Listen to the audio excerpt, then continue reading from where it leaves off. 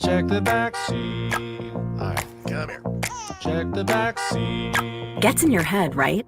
Good. Because every year, dozens of children are forgotten in the backseat of a car by a parent or caregiver. All never thought it could happen to them. But with changes in routines, distractions, or a sleeping child, it can happen to anyone. Parked cars get hot, fast, and can be deadly. So get it in your head. Check the back seat. A message from NHTSA and the Ad Council.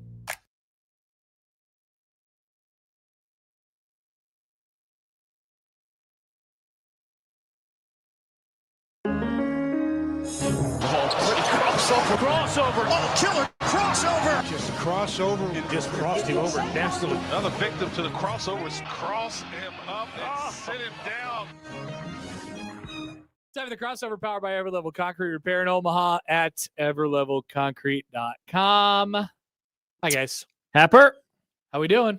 great. Just trying to figure out what game why we're don't watching. why don't we let one of the YouTube commenters All pick right. the year? Yeah. Oh, give us a year, and then so it's one YouTuber give us a year, the And next another- person give us a number between 1 Or and 12. you just pick one YouTube commenter and bestow the honor upon that person. Whoa. No, but it's kind of fun to do like Little a mishmash. mishmash. Someone picks a year and another picks a number between 1 and 12. Kenneth wins. Iowa State 2009. Okay. No. Oh, wow. All right. That would 19 be a fun watch. 1973. I don't was believe the there first are. one. I don't believe there are any full 1973 Husker games up. So do you want to go with 2004 then from Dwayne The Rock Hudson? 2004. 2004 what? Yeah, but that's Give us a number Cal-Ant's 1 through first. 11 because they only played 11 games that year. That's Cal-Ant's first year. John, Do well, we you really want can't that? you can't say pick us something and you're like, I don't want to It do that wasn't one. the first one. Well, 73 just- then. So you want to do Well, 73? no, there's no wouldn't full mind doing- games from 73. You don't know that for I wouldn't sure. I'm mind doing pretty Iowa sure State there's 09. no full games from 73. What's wrong with Iowa State 09 except for the 100 turnovers? Exactly, John. What's wrong with it besides the 100 Because we turnovers? always pick stuff from the 2000s. Okay, I'm going to find 73. Give me I don't think we always pick stuff from the 2000s. John, give I me a think number. the majority of our things have been Well, out of in the 73, it would either only be UCLA or Oklahoma. I think those were the only games that were aired that are not. Well, actually, Oklahoma may not have been aired. Okay. I searched 1973 and I got a bunch of 1971 and 72. What was the other one? UCLA? Let's see if the 1973. No. Okay. John wins. John's right. Of course, I'm right. Okay. So we're I've not been down these rabbit holes many times. and on that route. All right. So which game are we doing? 2007 USC. Oh, We do too many games from the 2000s. Can we watch the final pick segment on game day from that morning? Dude, you referenced that on your show or Locked On? I think I did both today. Yes. So we're going to do USC. Sure. Is that what? Go ahead. Okay. I haven't watched this game since I was in the stadium. Yep. Bad times. This was a painful game. I'm sorry. Ooh, look at that. Missouri, Kansas. That was a good game. Oh, Well, there's it 2007 Nebraska football. I bet you can get there that I way. think so. I bet. Oh, Because someone probably has like. You a love your folder. little playlists. Bet they have a folder. All There right, it is. there we There's the go. folder. Look at that. John is the all-knowing YouTube I'm man. telling you, I've been down this rabbit hole, baby. Oh, wait. John knows YouTube. All right, this is wrong because that's not 2007. That's 2006. 2006. Okay, who screwed this crap up? That would be Alexander Malish. No, BM Bolt, who created the folder. BM Bolt, bro. I'm sick of being bold. Now I have to go and search this Well, all over well, again. Now no, we know what just the go down, BM just go stands down and- for. Am I right? I bet there's something Bad. there. You think somewhere in Oof. here? Bowel Yeah. movement. There it is. That's it. Yikes. Yeah, that sad guy right there. This game is painful. Which of these apps would you? You didn't I even let skipped me the answer survey. you bastard. Oh, what's it sound like right now? Ba, ba, ba, ba, ba, ba. Look ESPN. at this. Oh, there's Pete. Pete Carroll. Mr. Young Pete Carroll. Pete He wasn't that young Carroll. still. Let's see. This Sea is of Red. 18 One years guy. ago. I believe he would have been 50. How old is How he? old Is he 74? So he'd I been thought he was 56? 75. He's He's old as 75. hell. I thought. Pete Carroll. Oh, look, they're doing the whole corn versus He's California 74. thing. I love it. Oh, of course you do, you freak. You damn right I do. Look at that. Freak. Devaney. There's John McKay. There's Eric Crouch. There's the cheerleaders. There's Crouch. Charlie White. Jeff Kinney. There's Pete. There's the trophy. See, it's perfect. It's perfect. They were expecting a showdown. They were expecting a classic game.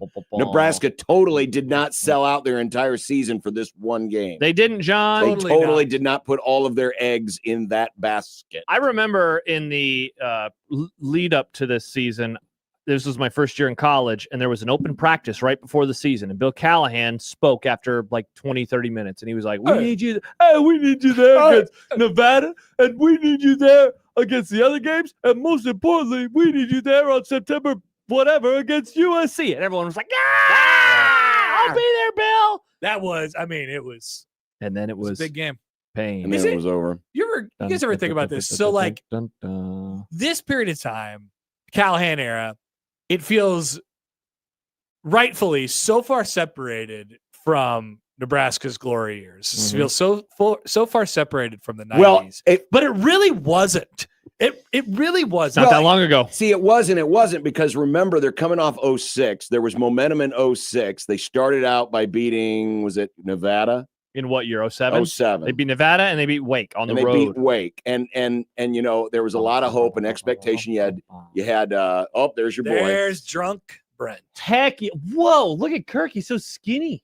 And his suit is so big. What is that? Actually, is that a green screen? This looks like they would do weird crap back in 06 and 07. Yeah. This looks worse than 4x3.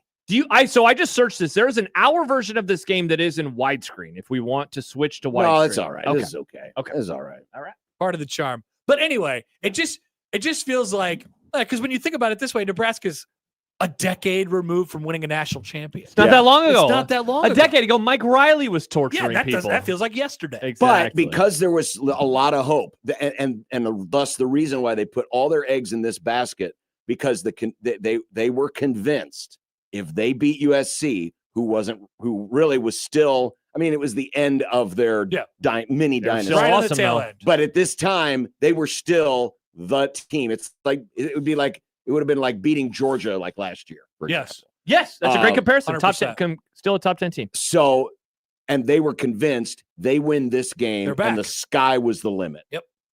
And they may which have is been why right. they put so much into it. They may have been right.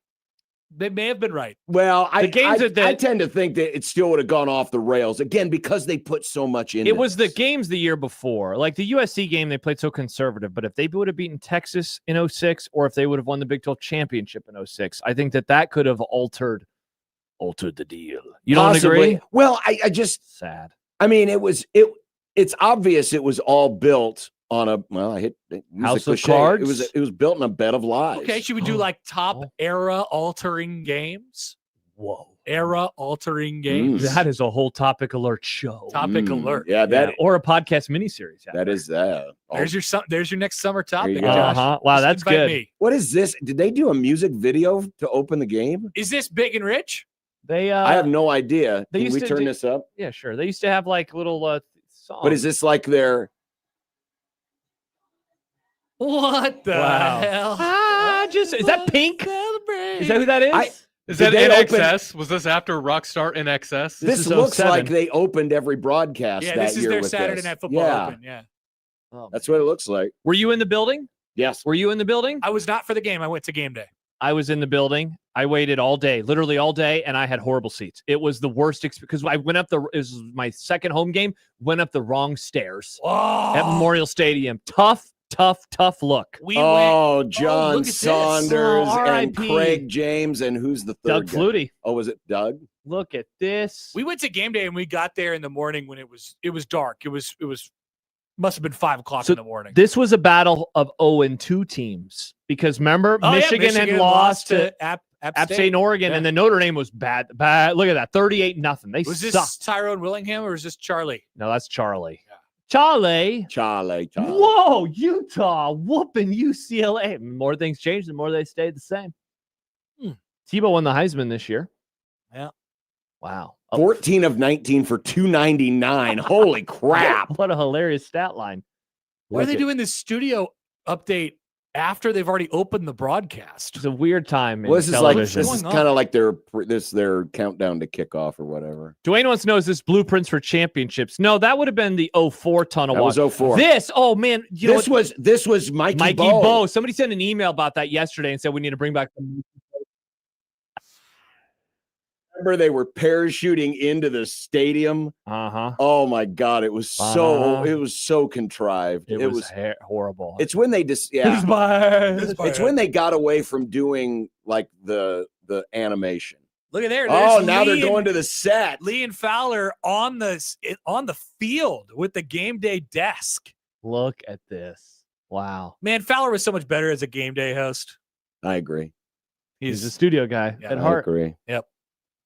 Wow. Look at young Lee. Spry Riley, Lee. look at how wide-eyed he is. He's like, Earlier this morning, Nebraska's doesn't got a chance in hell, but if I say that right now, no one's going to believe me because they think Nebraska's back, but they're really not. on game day, he picked USC, Mm. and they did game day on the field, John. And, they have that little screen behind them to make Yeah. it kind of clear on TV. Yeah. People started throwing corn at the screen, Didn't myself possibly included. And he turns around and he goes, "I'm sorry." Didn't they fill like a section of the They stadium? filled the whole west side.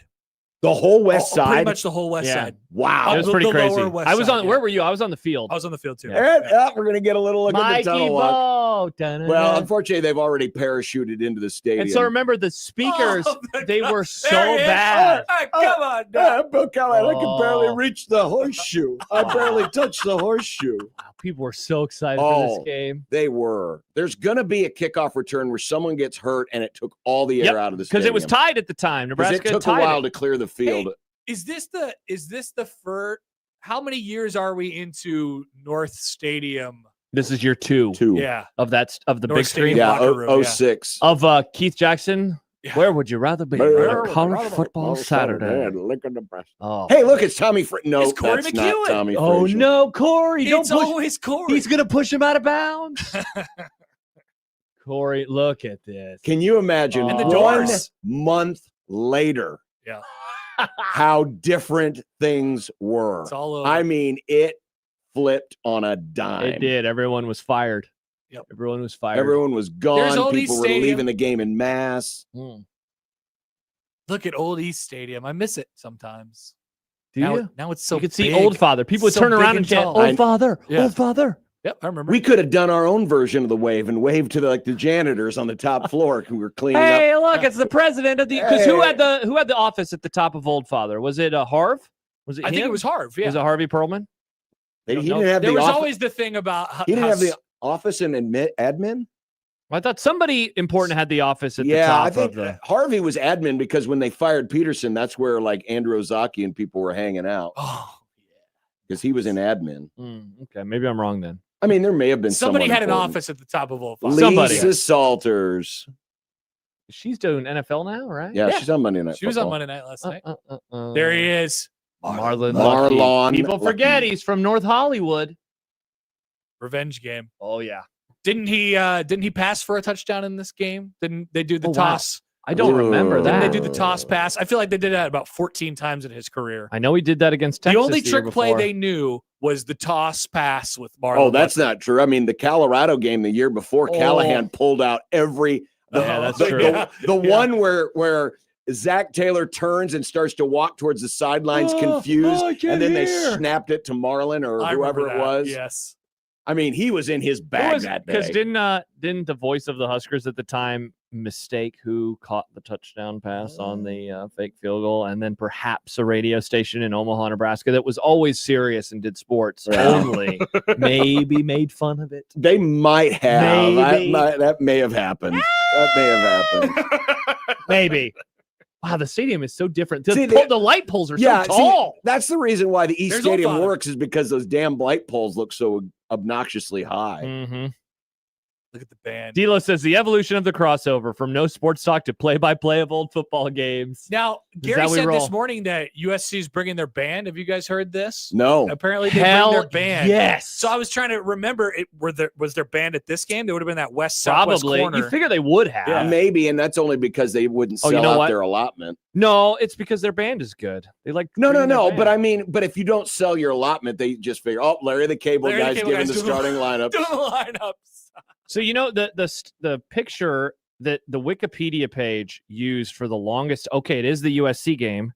Yep, there's their band. They were there that night. Was it the whole band though, or just like They a just like bring a like a half part band? of I can Yeah. zoom in. It's That pretty looks- tiny. Yeah, that looks like maybe a third of the Dun, band. da, da, da, da, da, da, da.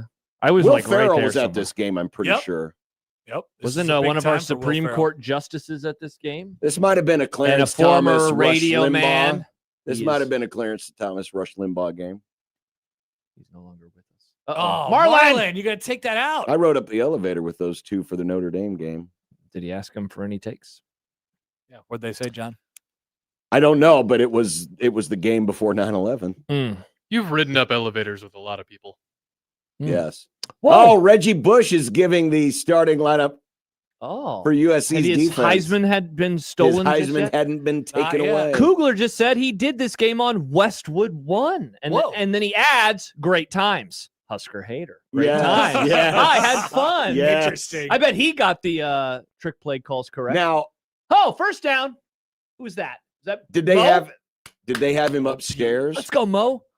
Kevin, if you're listening, tell us where you sat. Where were you? Yeah, he was Kevin? probably way up high, I right? bet he was on a photo deck. Yeah. Oh, yeah. Because when Peterson found out he was doing the game, they probably wanted to put him in the. Probably took the table away. Yeah. They just took everything. Sorry, we're out of water. Put him in the KRNU booth. You actually have to call the game on KRNU with the college kids. Sam Keller throwing cups at who did he throw a cup at? Was it a parking attendant? Yeah, I think it was a parking lot attendant. Wow. Sam's feet so bad. Oh man. No hands. I'm glad that we don't have that issue with modern day Nebraska quarterbacks. Well played, John. Doesn't drift in the pocket at all. Doesn't drift. Wow, Stan writes, Stan. This was the game day that I went to with, and then he tags one of his friends, and I had my sign confiscated. Oh, what did that sign Wonder say? what it said. Uh-huh. I got my picture, I think, with John the, McKay is dead. Go Big Red. with a trophy. They must have had one of the national championship trophies on display, like out at the track. Oh, yes. Remember when the people used to Husker gather Nation on the track? tour. Yeah. Mhm. Uh-oh. Nice throw behind the man. Yeah. Is that Todd P? That would be Todd Peterson. Todd Peterson. Todd. He's given me a massage before. Shout out to Todd. After the Chicago Marathon, he rubbed my legs. She touched my leg. Kevin adds, I was in the garage on top of the press box. Terry Bowden was my partner. Steve Peterson did not join us as a halftime guest. Oh, There's Kevin and Terry Bowden right up there. I just saw him. Wow. Wave at us, Kevin. Wow. Uh-oh. Sam got sacked. Wow. That was a faster sack than even Dylan has been sacked this year. Holy God. Pretty bad. Well, he stepped up in the pocket. He was closer to the line of scrimmage. That drive was fun. Game's over. Yeah, pretty much is. This is a 3-step drop timing pattern and he couldn't even get it off. Who got smoked on that? Oh, what is Cody Is that- Glenn is doing? that Slauson? Slauson, I think. Slauson. Man, Cody Glenn, what was he doing? Was he running a route there? Not sure. Bummer. Man. So hopefully the game on set. Well, this game won't be the same at all because Nebraska will be wearing black uniforms. All black uniforms. It won't even look close to this. Yeah, again, it's nice to have, something to remember this game by, I guess. You could have the happy memories of a Look win, at that John. punt down to the one. Oh, Corey man. McEwen downed it. Who is the punter? Dan Titchener? Dan Titchener, I think. Oh, wow. Number 97. At least it was two great brands meeting up on the field. John, are you triggered about this? Triggered about what? Are you triggered about the jerseys and the brands? I'm consistent. If you don't have black as one of your colors, you should not have black alternates. But I'm consistent across the board. I don't want to see the Cubs in black. I don't want to see the Rams in black. The Cubs aren't going to wear black. Yes, because they're smart. Dwayne wants to know, are the pants black? The pants are indeed black. Pants Yeah, black. the whole thing. The shoes is, are black. except the for the socks are helmet. black. So now you've been asking this question today. Now Jimmy says John is triggered with everything. I mean, that's kind of true. Whatever, Jimmy. You've Go been to asking the hell. question about the stadium and what surprises Yeah. Yogurt has planned. Now, have you heard something, Happer? Are you telling us there's going to be a black end? Should we put it on the internet? Black end, says Connor Happer. No, I don't know that. I just think that would be an interesting surprise. They're already past the 50. That They was put a 1 bunch year of ago. fun little black details on the website. Yeah, that's why. I mean, The that's- little N on the tab. Oh, I've It's black seen it. The now game notes instead are of red. red. This I've week always are been black. fascinated because, the end zones, the red end zones, that the End turf is zones. dyed. It's not paint. Like they didn't. And so is the they end at midfield, right? Yeah, they didn't go in and paint them. Because then it would run. The turf These colors came to don't them, run. dyed that way. So I don't know if could you make it happen in a week's time? you might Yeah. because the Rams and the Chargers flip all the time. Have you ever seen the process of that? It's very fascinating. Really cool. What do they do? They go in with like a Zamboni vacuum cleaner. Yeah. It's Like those thing, and carpet cleaning videos Yes. on scrub it. Instagram. Yeah. I love those They videos. scrub it and then they repaint it, and you can't tell. Oh, John David Booty had to call a timeout. Time for some poll quotes Awesome. Oh, yes. from Colonel Mustard. Hello, Colonel. What up, Must? Wisconsin is number Colonel Muss, you did not hit the nail on the head on this one. Everything will be fine. This game does not make or break our season, but it is definitely a benchmark. Wrong. I think it broke. Wrong. Let's save the people we know for the end. Awesome. From Jeffrey Lever, who was working then God, for Nebraska can't tackle. Newsmax. Yeah, it was bad. Who is Jeffrey Lever? He worked for Nebraska Newsmax. Okay. We looked exactly like a team playing with 4 new starters along the defensive line, plus a new D-line coach. Who's the new Is D-line? John Blake gone? Yeah, he was gone. Who was the D-line coach? You know what? I remember this vaguely now. I can't remember his name. Who was the D-line coach? Defensive line coach was, let's see, Buddy Wyatt. Oh, yeah. I don't remember that at all. Buddy Wyatt. No, I got And nothing. obviously, he Yikes. was fired with everyone this year. Oh, yeah. From Terry Douglas of the Grand Island Independent. Hello, Terry. I say that because his name was spelled with 2 S's at the end. Whoa, look, Matthew Stafford. Or not Matthew Yeah, Stafford, Matt Ryan. Rutgers was just number 13. Remember, Rutgers got up to like number 1 this year. This was a great year. Yeah. What USC accomplished with the ground game looked eerily similar to the way Colorado gashed the Black Shirts in 2001. Oh, no, 62-36. From Tom Dienhart, then of the Sporting News. There's your new defensive line, which also included Ndamukong Suh. Wow. for the record. Should we What? Look give at that give defensive everyone line. the starting lineup? Oh, okay. Yeah, let's. Larry's giving the starting lineup, but we can't really. By the way, they're giving the starting lineup while USC is setting up for second and goal after this drive started back inside their own 20. All right, so it's Barry Barry Turner, Ty Steinkühler, Sue, and Zach Potter along the front. That's with pretty good. Bo dude. Rude, Corey McEwen, and Steve Octavian at the Let's go. linebackers. Steve Rude, Octavian was podcast awesome. guest. Armando Murillo, Tierra Green, Larry Asante, and Courtney Ooh, Grigsby in the Larry secondary. Asante hit stick. I forgot about Armando Wasn't Murillo. Tierra Green a running back originally? Yes. Yeah.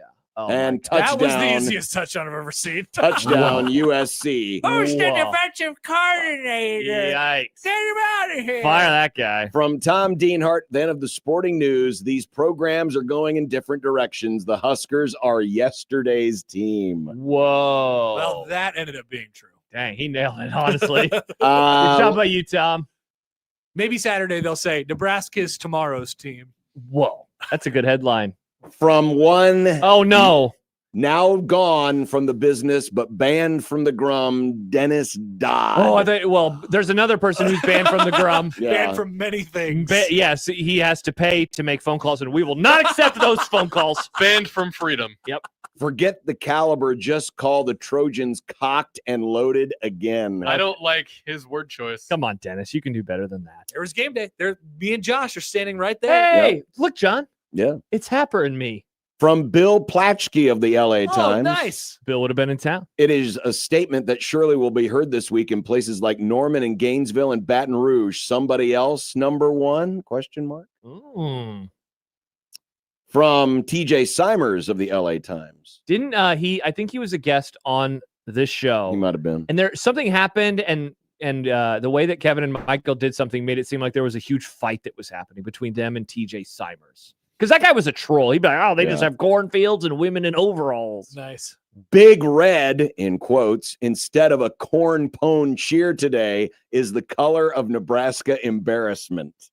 Jeez. Shut up, TJ. No one likes you. From Mark Wicker of the Orange County Register. Wow, a lot of libs coming into town. The Trojans needed to come into a football shrine and show a team personality, and they did. Arm tacklers beware. Oh, good take. Very good take. From Soft. the local folks that we know and love.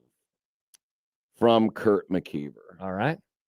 It's hard to imagine Nebraska will see a team anywhere close as talented as the men of Troy the rest of this season. They will not. But they're going to get beat a lot worse, including by Kansas. That's a great point. There's many disasters to come. From Lee Francis Barfneck. Told ya. What's Lee B got today? Told ya. So in year 4 of the Callahan experiment, it's not the Callahan era yet, despite his 2-year contract extension. Where should the bar be set? Though. On the floor. And finally, Wow, you're saving him for last. for Stephen Montavious Sipple. Yeah. So, Nebraska still awaits its breakthrough win. I thought this might be the Huskers' big chance. I really did. That's not that good of a line. Delay a game out of the kickoff? What on earth? That is some foreshadowing to Scott Frost 10 years later. Oh, yeah, they did that a couple of times. Dave Fight says Octavian looked like an All-American in the first quarter of his first game and then hurt his knee. Tale as old as time. He Steve did. Octavian was awesome. I Whoa. always wanted to be Steve Octavian in the backyard. What's Sorry, up, the Nick? Florida-Tennessee score, that was 59. Why do they keep to showing this 30. guy with the backwards beret yeah. on? That must be somebody. I have no idea who that is. Yeah, me neither. Is Some that Sam middle-aged- Keller's dad? It could be. Maybe it's Sam Keller's dad. Oh my gosh. Way to He go, All that- Sam. dropped and he got plowed. And then after this, he canceled the video game. He did. Goodbye, Sam. The crazy thing is Nebraska's going to lead in this game here before too long. 14-10, right? No, 9-7 or 10-7. 10-7. Okay. By the way, Stan has given us a follow-up on his sign and that got confiscated. I want to hear Oh, this. yeah. Kirk Herbstreit keeps kissing John David's booty. What? They'd allow that today. Of course they would. He's kissing. Now you probably, bring in a sign about Kirk Herbstreit's dog and it'd get confiscated. Oh no, what would that Kirk sign Herbstreit, nice dog. Is it alive? Oh my Wow. Pepper! Good grief. Jesus. That is terrible. Oh, You don't look get a at- microphone anymore. You are banned from the show, Happer. I can't believe you just said that. Wow, unreal. Hey, turn him back on, Nick. They'd ban that sign. By the way, Max points out that is indeed Sam Keller's dad. There you go. Mm-hmm. Well, now we know why the apple didn't fall far from the tree. He's wearing a beret backwards. That's a pretty tough look on the hat. Pretty tough look. Beringer fan. Octavian's claim to fame was always jumping. Oh, no, there's too many comments. Jumping on the pile right after the whistle blew. Is that true? He loved doing that. I don't Yes. remember that. That's funny. He was cool looking though. He was number 15. Great defensive so linebacker fast. number. Yeah. Dwayne adds, is it alive? Not if Happer has anything to do with it. I didn't kill Don't let anyone. Happer near your dog, Kirk. No. Your new dog. Josh kept taking his dog away from me on Sunday. I wanted to hang out. That's because Banks wanted to jump on everybody. He was also probably worried you were going to snap his neck. No, he I was a wasn't. little frightened about I you would have loved to murdering- hang out with Mr. Banks. You did keep saying Mr. Banks every time Yeah. you saw him. Oh, good times. Wow. Yeah. Well, there you go. There's That's Nebraska USC 2007. Yep. Good. Have fun watching the rest of this. It's gonna be Nice pretty- pass, Sam. There you go. 3 yards. Little tight end action. Who's number 86? Oh God, who 85? was 86? 86, 85. See this was back in the era where Keller would literally run to the sideline and get the next play called direct Whoa, from Callahan. What a different Used to time. drive me insane. It was like just bring in somebody or use signals or something. Dave Fight wants to know, wasn't this the era where Kirk allegedly liked to hang out on sorority row? Mr. Frosted Tips. Was I do recall that rumor. was Aaron Andrews on the show here in this era? Oh, Was this her era? probably. I bet it was. Yeah, probably. She's probably still doing the What College was World the- Series what around was- this time. What was the year that we had the Peep Show photo? Peep video? Show. a couple years later Well, that was still when it was. in Omaha. But Somebody- were we downtown yet? I believe that was around that time. I think we were. I think it was maybe in the first or Good second luck year of Googling. Happy downtown. Googling, John. No, I'm not going to Google, but there was Guy recorded via the peephole in They- our they- hotel. Oh they my God. somehow Oh, yeah. It was a big they deal. somehow revert. Yeah, it was they- a reverse thing, like a fisheye or something. Yeah, and it shot her through the peephole, ironing her clothes, walking around in her underwear. No, My God. Yeah. no underwear. Oh yeah. It was a huge thing. She got a lot of money for that. Yeah. She sued that guy's. I think that guy's Good. probably in jail. There's Good. no poll quotes from that man on this website. Not sure when that was around this time. Otson says that he thinks it was downtown. He Was thinks- Well, in the hotel was probably wait, downtown. It was here. It was in Omaha. Yeah, it was in Omaha. Yeah. Wow, I thought for some reason it was somewhere else. I didn't realize it was here. Oh wait, no. We are wrong. 2008 happened next in year. Nashville. Oh, Yeah, I was gonna And say, then this they came out in 09. And then he got arrested in 09 by the FBI. Good. So he wasn't in Omaha. Great. Thank God. Yep. He is out of jail. He Don't got be released a POS creep. in July of 2012. maybe it was catch. the Vandy Whistler. Well, yeah, there is another thing in here, a stalking incident. I hope the rest of that guy's life has been miserable. Well, probably. I mean, you have to report that. Yes, he would be a predator. I wouldn't What hire a catch that by man. Nate Swift. Good job by you, Nate. Wow, Related to Taylor? they're getting a Yes. lot of pressure on. Yeah. Brother. Oh, Yep. wow. Taylor Swift's brother played wide receiver in Nebraska. He was pretty good. He was good. He was pretty good. Nate Swift was good. Remember, he This was was- like a they had- throw-in with Leiden Murpha from Minnesota. Well, and Peterson was good. There was talent on this and team. Purify and Terrence Nunn. Well, not so much. Why was the offense so bad? Bad. Sam Keller. The offense really wasn't bad. It was the defense See, that was off. The defense was terrible, but go look at the offense in big games. Like, they don't score many points until late in this one. They scored 6 against Missouri. I always thought the offense this year was way overrated. Well, it was overrated, but it wasn't bad. It wasn't bad. It just wasn't good enough. I just don't understand how a defense, like, they have some talent. They were I mean, soft. Yeah, they were really very were. soft. So soft. They were very, very Like a soft. defense with Ndamukong Suh is like the softest defense that's ever happened in Nebraska. Yeah, 2 years later, meanwhile, they're allowing 9 points a game. Yeah. Correct. Yeah, Unreal. 2 years later, they're Oh, they hit World Sam beaters. Low. Uh-oh. Yeah, that would be a penalty in the NFL. Yeah, heck, could be a penalty in college today, I think. You can't go diving a dude. My God, how many times are we going to see Sam Keller's dad after every freaking play? Thank God I didn't watch this game live. I would have been annoyed. Oh, Did his dad like do something like Avery Johnson's Irish dad? oh, push in the puddle. That's a bit that really ran its a fast course, didn't it? It was I 2 thought he weeks. was going to be a Friday guest He on was. every show. He was, and then just Your kinda died. Fridays are so busy. Yeah, they're very busy. They're like every day for Connor Happer. Easy. Mhm, they're very busy. So mhm. that's all right. It had its moment. It needed just a moment, and then it's like a bright comet shooting across. Dust in the sky. wind. You know, I really like those Close your moments. It eyes. flashes, and then it's gone, and we'll good always moments. have the memories, and it'll be remembered like the segment we used to do.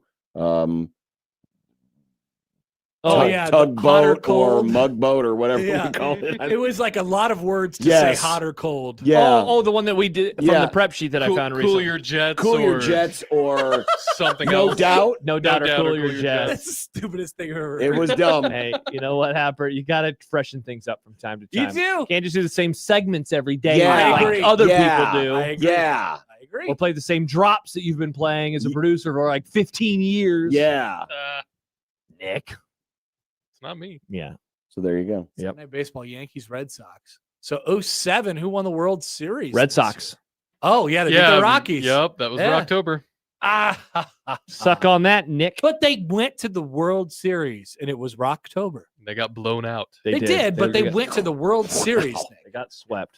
Blew that play to smithereens. Holy cow. Is that a What? fumble? No, it was way. a shovel pass, incomplete shovel pass. Way to Yeah. go, idiot. Yikes. I love how people, even to this day, will pick up a shovel, an incomplete shovel pass, and think it's Hey. a fumble. Hey, that was incomplete. That was incomplete. There is a 3-minute long montage because I was looking for a specific quote today that I've always attributed to Bill Callahan, and there's like a 3-minute long montage that somebody did of highlights of the Bill Callahan TV show Oh. that are it's pretty funny. His hair and then his co-host's hair. But they it's pretty funny. Wow, good times. Man. All right. All right, well, there you go. Okay. Good to talk to you, Happer. Yep. Wow. Great to talk to. No baseball. Everyone probably thought we were going to do the whole how late did you stay up thing. Nope. We talked about Nebraska, USC 07. Well, we could talk about Nick's. Oh, the thumbnail? Oh, yeah, Nick. What are you Dude, talking about? a game went to 18 innings last night, and you didn't make the YouTube title about the World Series game that went 18 innings? Why would I talk about a baseball game? Biggest story in sports. What do you mean? I talked Nebraska about it. plays USC this They weekend. do. Josh. See, now They did- Nick is going to overcompensate now for He clearly is. yesterday. So He clearly is. It's great. I suppose I deserve it for daring to bring it up. Mm. So that's fine. I don't care. As long as Nick is happy with the thumbnail and we get a fresh He thumbnail doesn't seem happy. every day. Because that's his priority, is to have a fresh thumbnail every day. He does a great job with it. Yeah. Except for yesterday when you were confused why I would put anything about the World Series on there. The World Series over a game that Nebraska They're played going against bowling. Northwestern. They're going bowling. They They are beat going Northwestern. bowling. But they are going bowling. They are. They did that last year. Do better. Well, they I are. think They already they're have going 6 to. wins. They're going to win at least Right. one more game. We got to What sometime do you this think week. about that, Josh? You think Do they're going what? to win one more game? Yeah, one more. Who? It's Nebraska. hater? One more. Just one more? One more. What? Why are you You're a shaking your hater. head at me? You're a hater. They going to win this week? I'm not going to say. It's not Friday yet. Okay. Yeah, but There- the Hypecast is coming out earlier than And that. you know, there are 3 more games after this Saturday. Mm-hmm. 3 more, Mm-hmm. including 2 road games. 2 without two- a coach. Yeah, And Iowa. Two of the teams have a new coach or will have a new coach. That and- hasn't stopped Nebraska from Okay. losing before. Okay. Just remember To this. see what Odson just How many wrote. interim coaches has Nebraska lost to? Ooh, Lost that's that a good They one. lost that one guy from Illinois. What was that idiot's name? In 15? 15. Because they got that. Remember the player, friend of the Grum? Yes. Remember he got what's his name? Who, Fired. what? bad guy. Tim Yeah. Beckman. Tim Beckman got fired because we had that player on who was tilling. Oh, who was that's spilling right. tea. Yeah. And then they had a interim. But I mean, even They last lost that guy. Sark. Bill Cubitt. Bill Whoa. Cubitt. So the Sark. last couple of years, I'm trying to remember under Matt Rule. Well, let's see. First of all, they lost this year to Biff Poggi. They did lose That to was Biff Poggi. Not interim acting. Yeah. Last Acting. year Well, they lost that's to. that's like So first of all, last year they lost to what's his name, who's now fired at UCLA. That's a terrible loss. Sean Foster, but he was not interim. He No, was- not at was the time. permanent. They lost to who else did they lose to last year? They have also famously lost to Daryl Hazel in the past. Daryl They have- Hazel. They have. Yeah. And But he then was a full-time Who coach. is the worst coach Nebraska's ever lost? They lost Daryl to- Hazel. Daryl Hazel. Wisconsin in 2022. They had an interim. They beat Nebraska. Now that wasn't Matt Rule, but Wisconsin. Because remember they had fired. God, I can't remember any name. Gary Chris? Anderson? No. Chris got Chris? fired. They had Jonathan. Chris. Not Taylor. Thomas. Aranda. Jonathan Taylor No, the Thomas defensive from Home coordinator. Why Improvement? can't I think of his Jim name? Leonard. Wow, that was Jim Leonard. way off. Started with a J though. They're good. Mhm. He was fired. by Michigan the- State in 2023. Thank you, D'Lo. Yeah, because they had fired what's his name Mel for. Tucker. You remember Well, his because- phone call? He made a phone call. He made yes. Hey, do you want to know what I'm doing with my hand right now? Speaking of guys who could have been involved in the whole peephole incident. Bingo. Whoa. Mm-hmm. Just One more win. One more win. one more. One Okay. more. All right, bye. Bye-bye, Happer. Good That's to see you. Cutter Hamper. Crossover powered by Everlevel Concrete Repair in Omaha at everlevelconcrete.com. Let's get the Grum fired up on 1620 The Zone.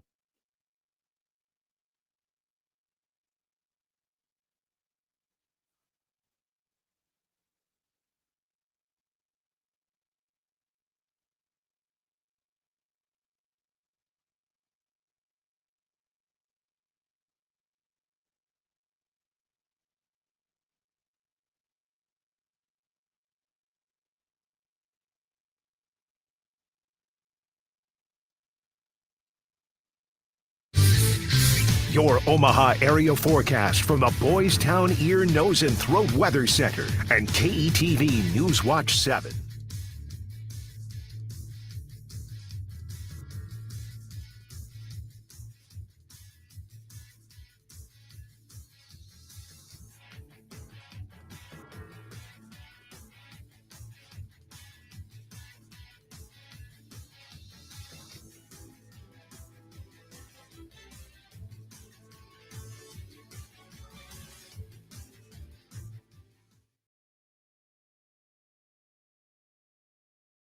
At Sid Dillon Chevrolet, get employee pricing on over 200 select Chevys. Shop at Nebraska's #1 volume Chevy dealer group or at siddillonchevy.com. Together, let's drive. You are what drives us, Sid Dillon.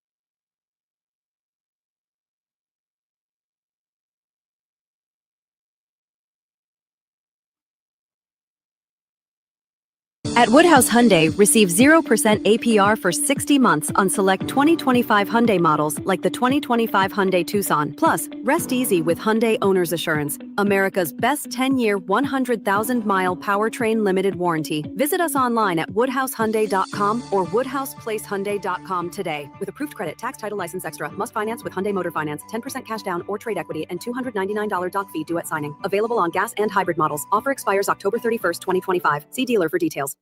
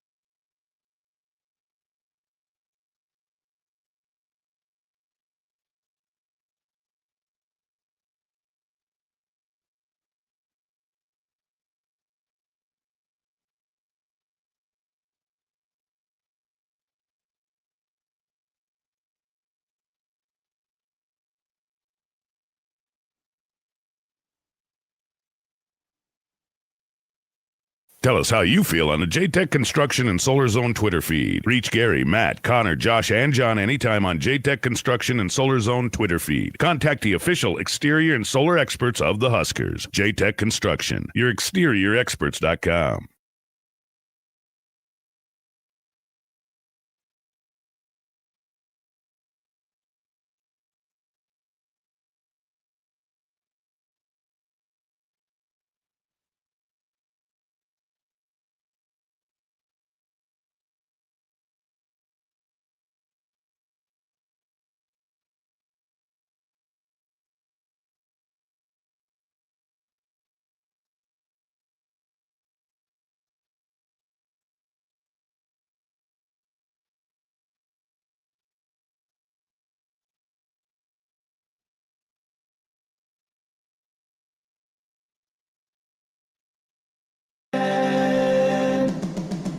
Unsportsmanlike conduct on 1620 the zone.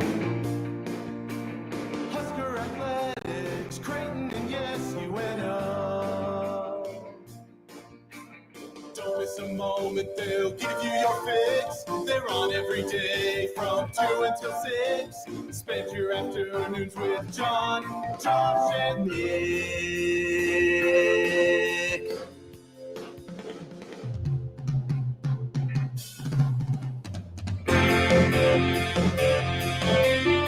John, Josh, and Nick. They'll show you what sports talk really is. Because young Nick, back in 2007, there wasn't analytics. Well, and they ended up getting rewarded because USC gets penalized and Nebraska gets to run the downs and scores a touchdown. There you go. I don't. Unsportsmanlike conduct on 1620 the zone. Husker athletics, Creighton, and yes, UNO. You know, John, The rare delay of game on defense, by the way, was the penalty. when I was a young Nick, When I was. and I would play the football with my friends, Mhm. I didn't need analytics for me to be like, hey, maybe I should go for that. It's right there. It is a very curious decision, especially knowing what we know about USC's offense. You need points. Well- You need touchdowns. Well, keep in mind, this is USC, and Bill Callahan has been noted to That's true. be very, very, very, very, very, very, very, very, very, very, very conservative against the Trojans. Oh, yeah. In fact, I think that Matt Rule, as a tribute to Bill Callahan, should do something very, very, very, very, very, very, very, very, very, very conservative in this Saturday's game as a special callback to 2006. Yeah, what was that, like 4th and 3? Who should? You said Matt Rule. You're saying he should just run the ball a million times to try to get out of there, lose by 18? That's what you want? Or wear a Pillin' for Governor sweatshirt. Oh, that would be very conservative. A different type of conservative, but conservative nonetheless. Ray Maualuga, who could have been a Husker. I was just going to say, didn't Nebraska recruit that guy? Oh, they recruited the hell out of him. Uh-huh. Uh-huh. Welcome to the Grum, everyone. What we up? Happy Hello. to be here as Nebraska gets the first. Back in the day where they used to measure. Those days are long gone. Yep. Now they just eyeball and said, it's within the area code, first down. Mm-hmm. It's brought to you by Union Bank and Trust. Welcome to Trojan Tuesday. Awesome. Good to be here with my boys. Which used to be, back when, people used to have relations. It meant something completely different. Now they don't. Apparently, what I keep hearing is kids aren't having the relations anymore. Well, Nick is. Nick's in an engagement. Well, he is a weirdo, apparently, of his generation. Wow, good job by you, Nick. Thanks. Way to be weird. Well, I mean, just because he's engaged. Oh, that's true. Doesn't Don't mean live he's in having- sin, Nick. Yeah. You're not married yet. 2 separate beds, table in the middle of the beds. You better. Well done. You better have one of those. Well done. We're going to hear a little from Matt Rule that we didn't get to yesterday. Is Emmett on a pitch count? Oh, I hope not. He's the best player. Well, he might need to be on a pitch count. I mean, What? That game went 18 innings last night. They don't play baseball in Nebraska. Well, they do, but not right now. It's football. This isn't. Will Bolt's like, what? This ain't no base. We don't do what? They're not very good. Mike Farron will be along for a game to remember last night. There That was we a game last night? watched. I can't believe, of all people, you didn't stay up. You supposedly like this sport. I was sleepy, and I don't care about this World Series, honestly. Nick, you can't say you like the sport and not like the World Series. You have to watch. I just did. Yikes. Well, that's a I tough like the look. sport, and I went to bed. You're 100. I understand that from you, not from young spry Nick. I'm not that young and spry. I figured he would have been up, given he loves He's- goofy things like long baseball games. He goes to bed early to avoid having relations. I guess that's true. I was sleepy by 10. Guess that's true. Michael Bruns of Husker 24/7 will join us. Oh, nice get, Nick. Thank you. We'll have a K-Ford stock market update. Mm. We'll look back at the preseason 7-5 and 8-4 picks because the mentality changes. Oh, as the seasons, as the season actually, the mentality between the preseason and the in-season does seem to change a skosh. Oh, it does. Indeed, it does. Speaking of K-Ford, what up? I was busy on this one today, but Yeah, you told me about this. November to remember. See, this is the quote I have always attributed. It's not his original, but the first person I ever remember hearing saying something to the effect of the games you remember happen in November. And I was looking all morning because I know he said it, and I know I had the clip, and I could not find it. I don't think he did. Maybe this is a Mandela effect. No, I remember him. It was actually saying, Frank Solich. No, Frank. Are we sure there's just wasn't a Schick and Nick bit? No. Excellent question. It was not a Schick and Nick bit. Mm-hmm. But we're going to look at the at-large debate. It's that time now. I mean, it's that time. The playoff rankings come out in a week. We are technically in November. I mean, the next games will be played in November. You're welcome, Josh. And Nebraska, for now, That's all you wanted, is in the conversation, so we might as well strike while the iron is warm. Yeah, because if they lose, then they're out of the playoff race. But John, Correct. if they win, when the playoff rankings come out next Tuesday, Nebraska's name will show up inside of More the than playoff likely, rankings. yes, you are correct. They will be there. Super hot take market. Takes. Steve Sipple of HuskerOnline.com will be along. Lovely. Whoa, we're doing basketball today? That's next week. You don't have to do that today. What? The dinner versus the lunch. That's basketball. I know what that is. I follow the news. I'm saying we can save basketball to next week. I'm saying you can kiss my ass. You didn't think I knew what that was. Of course I do. You guys won't shut up about this lunch dinner. I know what it is too. Everybody knows. Well, that's because I sent Nick the audio. Oh, I mean, I knew it before the audio. Yeah. Oh, okay. Brandon quoting me, the back-to-back Big Ten champions aren't good. Talking about baseball. Yeah, I stand by that take. Like, Nebraska baseball's good. Yeah, they went to the College World Series both of those years, right? 200 years ago. Again, we're talking about the past. Saying that back-to-back Big Ten champions didn't make it to the College World Series. I am saying that, Nick. Interesting. I am saying that. Well, I mean, that happens quite a bit. Crazy. In case you missed it last night, Nick, bring up the audio, Nicholas. The audio, please. Foreman sends a fly ball to center. Let's pause that.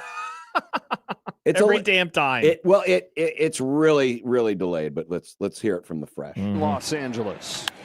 Foreman sends a fly ball to center field. Varsho's going back before the clock strikes midnight. Freddie Freeman has ended it. It's a repeat hero with the last word on a Game 3 classic. was you could hear a clap in the booth, almost like John Smoltz was like, "Thank God, I want to go home." I'll show you.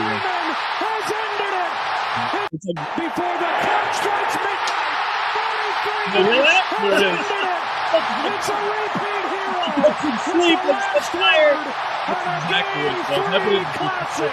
love baseball games. I know how relieved you can I be. recognize the clap of a broadcaster and or statistician when I hear him. Very grateful that the night is done. I am so tired. At I 10 can't wait minutes before midnight. I can't wait to be back at 7 in the morning.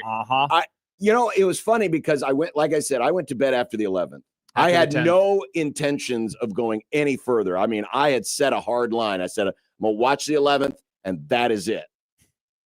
And when I got up this morning, before I reached for my phone, the number 18 was in my head because that's how long the Boston LA World Series in 2018, went, that I did stay up for because I believe that was a Friday night. I did not. And the number 18 was in my head, and wouldn't you know who won the pony? I was like, unbelievable.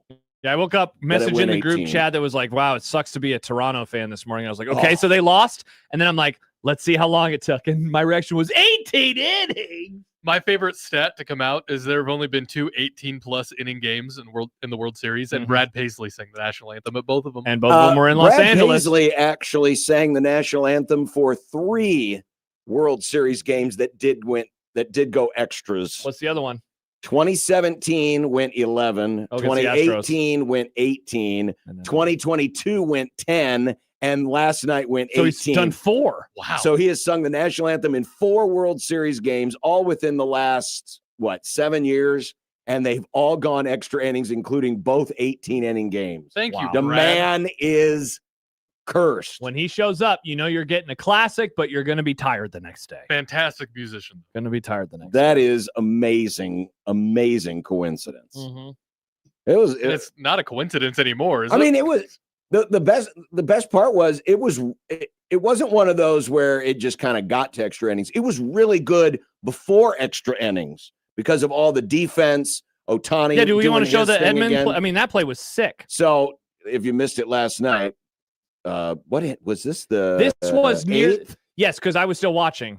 Yeah, I think it was the 8th inning. This play was incredible. So the ball is going to it's a hard smash liner. Freddie Freeman jumps up. It ricochets off his glove. Edmonds backing up the play at second. The runner kind of was at first. Was at first, and he decides to go first to third because he thought, there's no cake. This is such a great play by Edmund. Now, Kanafalefa did not turn around. He's anticipating that ball going by Edmund.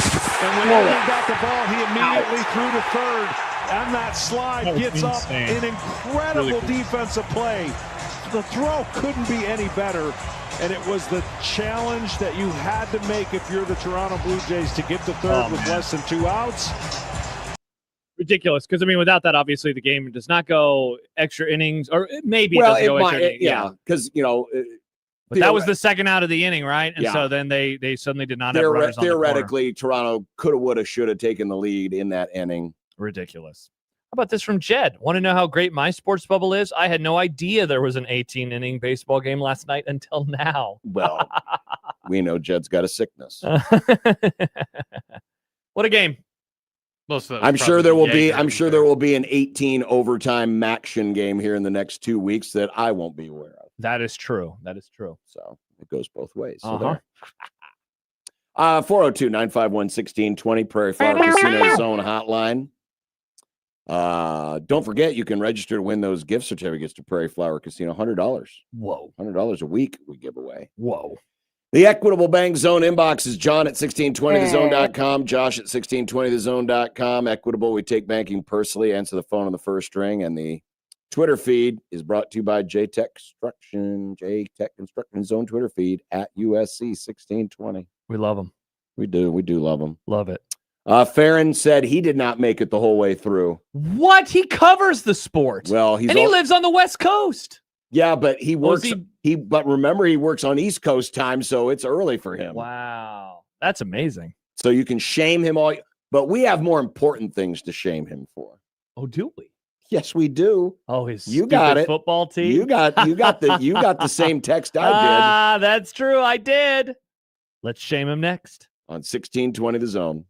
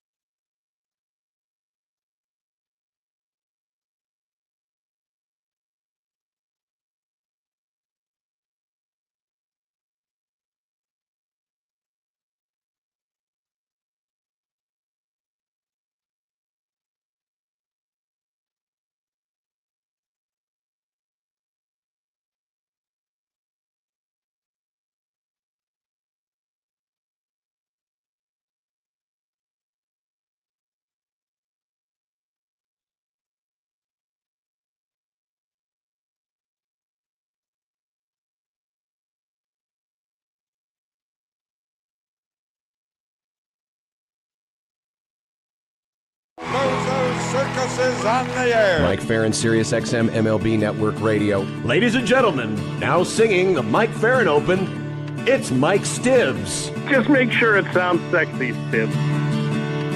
Lord Almighty, how can you stand Arizona? Your fair skin must be burning down into your absent soul. Mike, Mike, Mike, Mike, we can barely hear you. It sounds to me like you called us from inside a hole. But your phone calls lift me higher, like the ERA of Mark Pryor. Your hair looks like it's on fire. You're Mike Farron. You're just a hunk of burning love. You're just a hunk of burning love. Let's go, baby. Tied at 7, early second quarter against USC. What an exciting game this is. I bet this thing goes down to the wire. I think so as well. It's going to be great. Whoa, look at Mike Farron. Did you move into a new house? No, I got a different camera so that it looks like I'm looking at the camera instead of looking down when I watch the screen. I just put an extra. So this is the same room you've always been in, but now we're no longer going to get the ceiling fan? Oh, no. Well, I mean, I'm sure I can adjust it so you could. I mean, well, yeah, I mean, but then we just get your oh, no, I forehead. broke it. Dang it. Yeah, it's more of a Oh, no, he broke his camera. I mean, are you suctioned? There we go. Is that yeah, it looks fine. But your microphone isn't working. I think your mic's your headphones.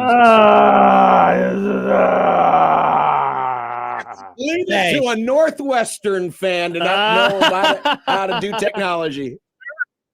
How we feeling now?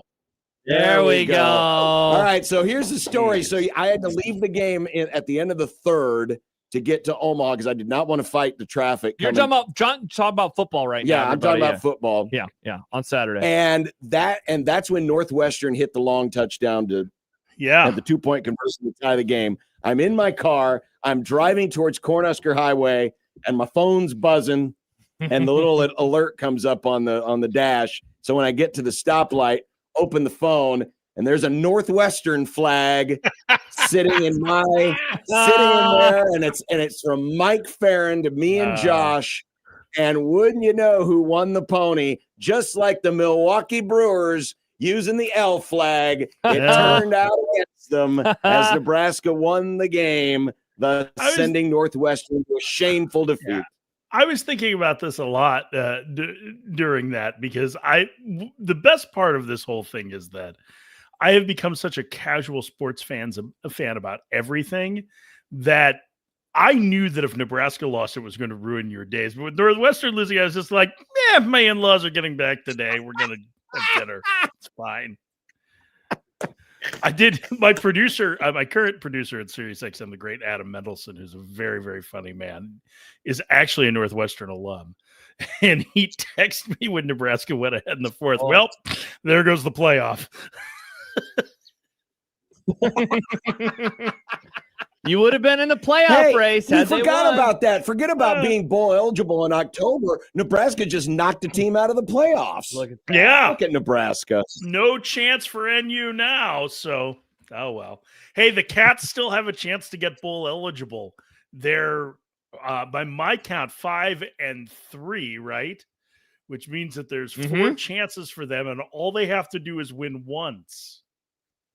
Yep. And they have 2 of the games, Mike. To do is win I know 2 of the games are at Wrigley over the course of the last month of the regular season. Against Michigan, which my nephew will be calling for student radio at Michigan, by the way. Oh, nice. That's exciting. Nice. Wow, that'd be I'm awesome. really irritated. I've been trying to help him get his resume together for college with Northwestern, Mike. They have Ohio State. They got the Idle Week, and then they go to Southern California, host Michigan, host Minnesota, and then travel to Illinois. So you're saying there's a chance? Yeah, a tiny chance. Well, now if Illinois can win out, they would be in the playoff conversation. So Northwestern could kill 2 birds with one stone, gain bowl eligibility, and ruin Illinois at the same time. That's the one I have circled. The last time I remember them being in a similar position, it was, I want to say it was Thanksgiving Day, probably 2002, 2001, probably 2002. And that was the year that Illinois went to the Rose Bowl, right? And Northwestern went down to Champaign, and if not for like they had a man wide open down the sidelines. I was doing stats for the game, and I think it was Zach Kustok was probably the quarterback, and it was a classic Dave Edit moment. He was like, "I just got a man wide open down the sideline!" And Dave like literally grabbed my arm when he missed on it. So yeah, it was great. The Dave Edit Mr. Cat is the absolute best. He said to tell you hello last week. Yep. Did Very he? nice. You guys talk. Oh man, Dave, like he just retired from his main job as a sports director at WGN Radio, where he was forever. But man, what a prince of a dude, and a great he is a great radio football announcer. He is so wonderful. Yes, he is. We always try to get him the week of the North, because believe it or not, Mike, there's about one other guy who actually, and everybody else talks to that guy. So Louis Vakir. Yeah, we always get Dave because it's different. Yeah. And he's a good guy. So yeah, he's the best. Well, last night he's not framing up well. Hang on a second. No, it's like it's falling, Mike. It's like a limp I know. camera. It's still very much. I literally just installed it last night, so I don't even know what I'm doing. It's very droopy. None of the people in this chat or in this room made it 18 innings last night. Oh, yeah, how far did you make it into it, Mike? Top 13. As soon as Vladdy was retired to start the 13th, I was toes up. Yeah. See, and we were talking about with Happer earlier, like making the call when you do is so important because you don't want to go to bed and then it happens the next inning. Yeah. And so Happer, I think he made it to like 15. And so he missed still 3 full innings of baseball. So I think we all made good decisions. My problem is that I'm on the air at 7 a.m. Pacific time. And so like, I've got to get some sleep. So it's not like I could stay up until midnight. And so I'm too old for that. So I went to bed still at 10 o'clock. I got less sleep than normal, but I was able to wake up and watch what I needed to on the remainder of the game. But what a ball game, especially the first 12 innings were like, I mean, it got a little lengthy after that, but the first 12 innings, like right up to Kershaw striking out, or I'm sorry, getting Lucas to ground out with the bases loaded in the 12th. Amazing. And how about Muncy deciding to do the glove flip, which I know he's a major leaguer, but I always get nervous when I see guys just use the glove flip because that ball, all it has to do is kind of hang up in that glove a little bit and the play. But the whole thing about it, and of course the emotion of, it may have been Kershaw's last inning he ever pitches, and what a way to go out, And it was his first time ever. A rare bullpen appearance. Was the stat, Mike, first time he's ever pitched in extra innings in a playoff game? Is that what the stat was for Kershaw? In a game in extra innings, because he hasn't had a start that's gone in extra innings. And so, and it comes in like, bases loaded, game 3 kind of on the line, no big deal. The thing is that, it felt like at the time, oh, wow, this is a great swan song for Kershaw, regardless of what happens in this game. And then it went another 6 innings. And now you're like, I wonder how much Kershaw can give him tonight out of the pen, because that's really where we're at, is that both teams are taxed pretty well. We kind of went through the numbers. Like, I think the A bullpen for Toronto is probably in decent shape. The problem for the Dodgers is they don't really have an A bullpen, and Sasaki has probably been their best reliever, but they have been really hesitant to use him on back-to-back days. And I'm not sure that he's going to be available tonight. So I actually think there's a little bit of an advantage for Toronto if they can get Ohtani out of the game early and get into the pen. Mike, go ahead. I was going to say, we've talked for, last few weeks. John's been joking about how the Dodgers bullpen is going to be the end of them. And so this isn't to make fun of John, but more Will Klein's performance last night is good. I mean, like, let's see what happens, right, with the rest of the World Series, but 4 innings and getting the number of strikeouts that he did, including one on the literal last at bat that he faced. I mean, just how blown away are you the next morning or next afternoon now by what he was able to do, given that the arms were all wondering what it's going to look like tonight for game 4, game 5, and potentially 6 and 7. I mean, it's a guy that hasn't gone more than 36 pitches in any outing. I think it was Jacob Rudner from Baseball America pointed out it was his longest outing since March 7th of 2020 when he was a junior at Eastern Illinois and a starter. Rob Anderson of Creighton had that. He tweeted that last night. That's right before COVID shut everything down. So, yeah, I mean, like literally right before. So, yeah, I mean, that was an incredible performance. And you know what? It's different, but not unlike what the Dodgers got in the postseason last year. The World Series, you may remember, Game 4, they got smoked by the Yankees. And Brent Honeywell came out and gave him like 3 innings out of the pen and wore it, right? Like just wore it. Maybe they had 4 innings at the end. He gave him a ton of time out of the pen, and it set them up to win Game 5. Remember, they had the big comeback because Cole didn't cover first and all that. Yes. But they were able to win that next game because of it. Klein, it's a little different situation, right? This was more like, boy, it's necessary for him to do this. But he did a great job. So did Lauer out of the pen for Toronto. You know, that's a guy that's been a starter and all of that. But those guys kind of saved the day for them. The Dodgers pen is not as in good of shape. And they were great last night. Don't get me wrong. I mean, it was 1 run allowed over 13 innings of work. Like, that's not what you would expect out of the Dodgers pen, the way that they've pitched. But, I still feel like they are in a position of weakness comparatively to the Jays if Toronto can get into the pen. And a lot of Toronto's issue in scoring runs in extra innings was that Springer got hurt, had to come out of the game. Bichette, their plan has clearly been 3 at-bats, get him out of the game if he's on base, because he's coming off pretty significant knee injury, and he's just kind of like going through a rehab assignment almost. And then they made the decision to pinch run for Barger, who runs pretty well with Miles Straw because he's a better defender, and to pinch run for Alejandro Kirk with Tyler Heineman. And neither of the guys that they brought into the game are as good offensively as the 2 players that they left out. So what I'm saying is, like, while those are questionable decisions that from Toronto's standpoint last night, those guys will likely be in the game against the bullpen if they can get Ohtani out of the game. And that hasn't necessarily been easy over the last month and a half. He's pitched very well. Speaking of Ohtani, is tonight the last opportunity we might get to get his last great moment of the season? Because it sounds like, unless they have to, they ain't pitching to him. Yeah, I mean, he's going to get more at bats. I mean, remember, like, they intentionally walked him 4 times last night, but the last at bat they pitched to him, he's going to get more opportunities. I mean, that was incredible in and of itself, right? Just take the first part of the game. It reminded me, and John, you're old enough to remember this. Remember George Brett in Game 5 of the '85 ALCS when he went 4 for 4 against Toronto? Had a 3-1 lead on the Royals. Brett went 4 for 4 with a pair of homers and a pair of doubles, largely off. Doyle Alexander, I think, was the starter for Toronto that day. Later famous for his role in the John Smoltz trade. But this thing sucks. So anyway, and now it's just the top of my head. This is the new Barron's phone of technology, right? Barron's camera. Barron's camera. Barron's camera phone. Yeah. So anyway, I mean, it was an incredible performance, and then he gets on base another 5 times. The last guy that did that, do you know the last guy who got on base 9 times in a game? Know your Cubs history, John. Come on. Was it Kingman? Way before that. Dave Kingman didn't walk anywhere. Yeah, but I was thinking maybe the 23-22 game, someone got on that. Gosh. Is it you have to go back pre-World War II. Is it the short guy, the short squatty guy? No, not Hack Wilson. But you got one of them. Not Hack Wilson. Stan Hack.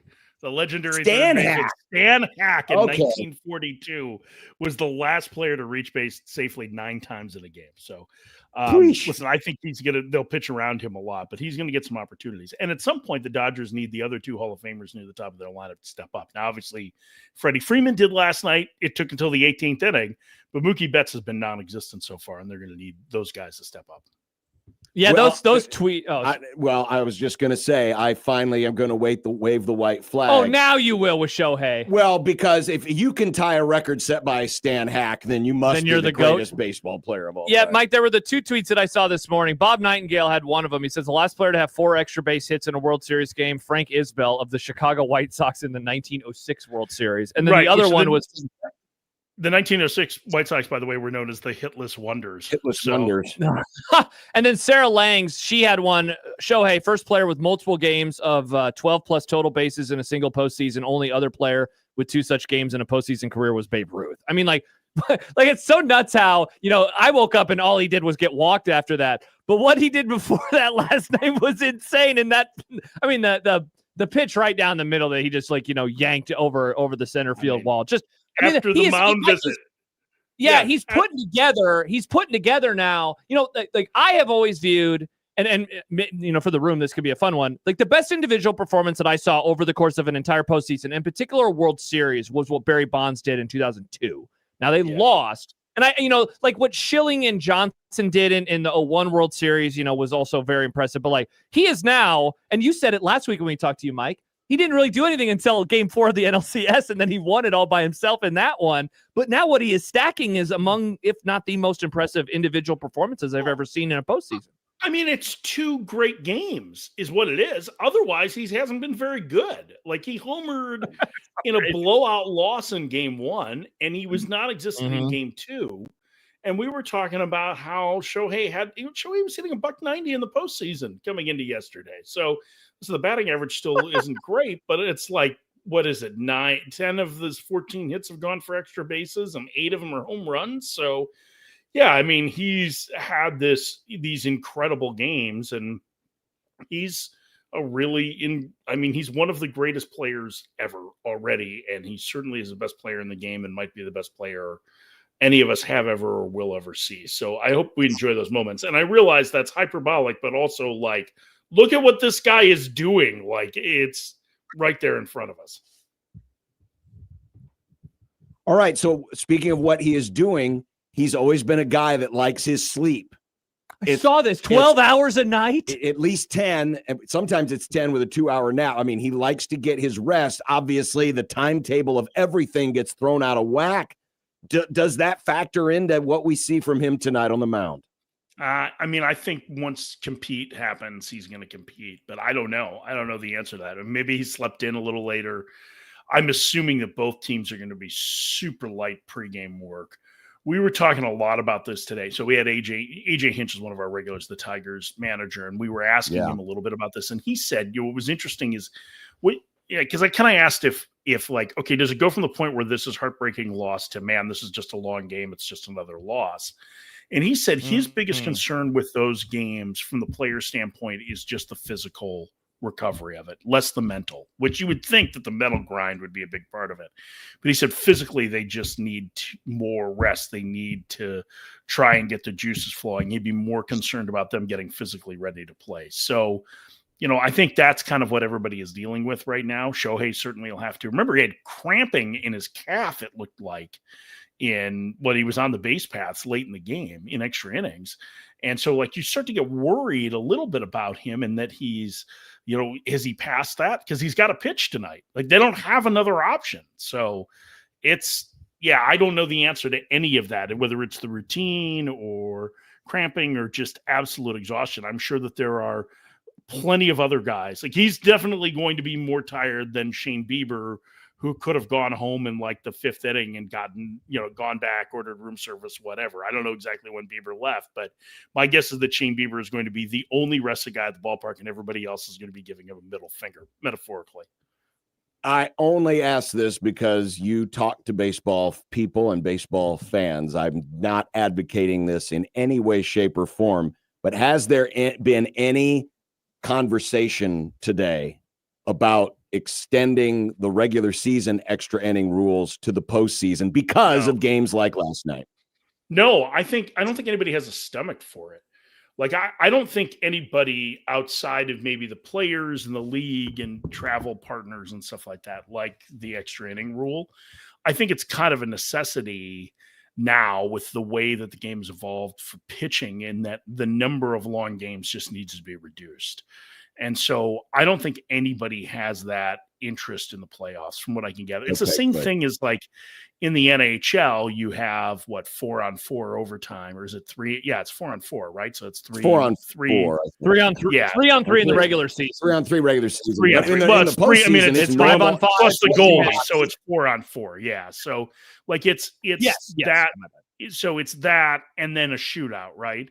And in overtime in the NHL, it's full go, which you think about how awesome overtime hockey is in the playoffs. Like it's ridiculous, amazing, especially when you get those third and fourth overtime games. So I don't think that there's any stomach for it. I haven't heard anybody suggest it. I don't think anybody really likes the rule. I think it's more a necessity. They're more like, yeah, we get it because we get out of here quicker. Like that's important over the course of 6 months. Did you see the stat about Brad Paisley and the national anthem? Oh, God. Yeah. We did a whole segment on it this morning. That's why Brad Paisley was killing baseball. Yeah. So it's now 2 18-inning World Series games, an 11-inning game in Game 2 of the 2017 World Series, and a 10-inning game in Game 1 of last year's World Series.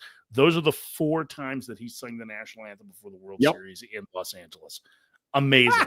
Just amazing. It's like when a big moment happens and you always know that Castellanos is going to hit a home run. Yeah, that's right. That's Brad Paisley. Consider Brad Paisley a man of faith. I'm never going to wear or hold a national anthem microphone again. They're not going to let me back into the booth. He's done. They probably shouldn't. Just get him out of there. Wait, how does that end then for Brad Paisley? Does he end up doing ACC games or is it Big West? My gosh. I can't remember which. Hey, let's all. If we see him in Omaha next summer, it's time to get concerned. I just hope everyone's if we see him ready. in Omaha next year, I'm going down on the field. I'm tackling his ass. You ain't Get him, Happer. Get him. No, especially if it's the first game of 2 that day. No, get your ass out of here. We're not allowing that. No.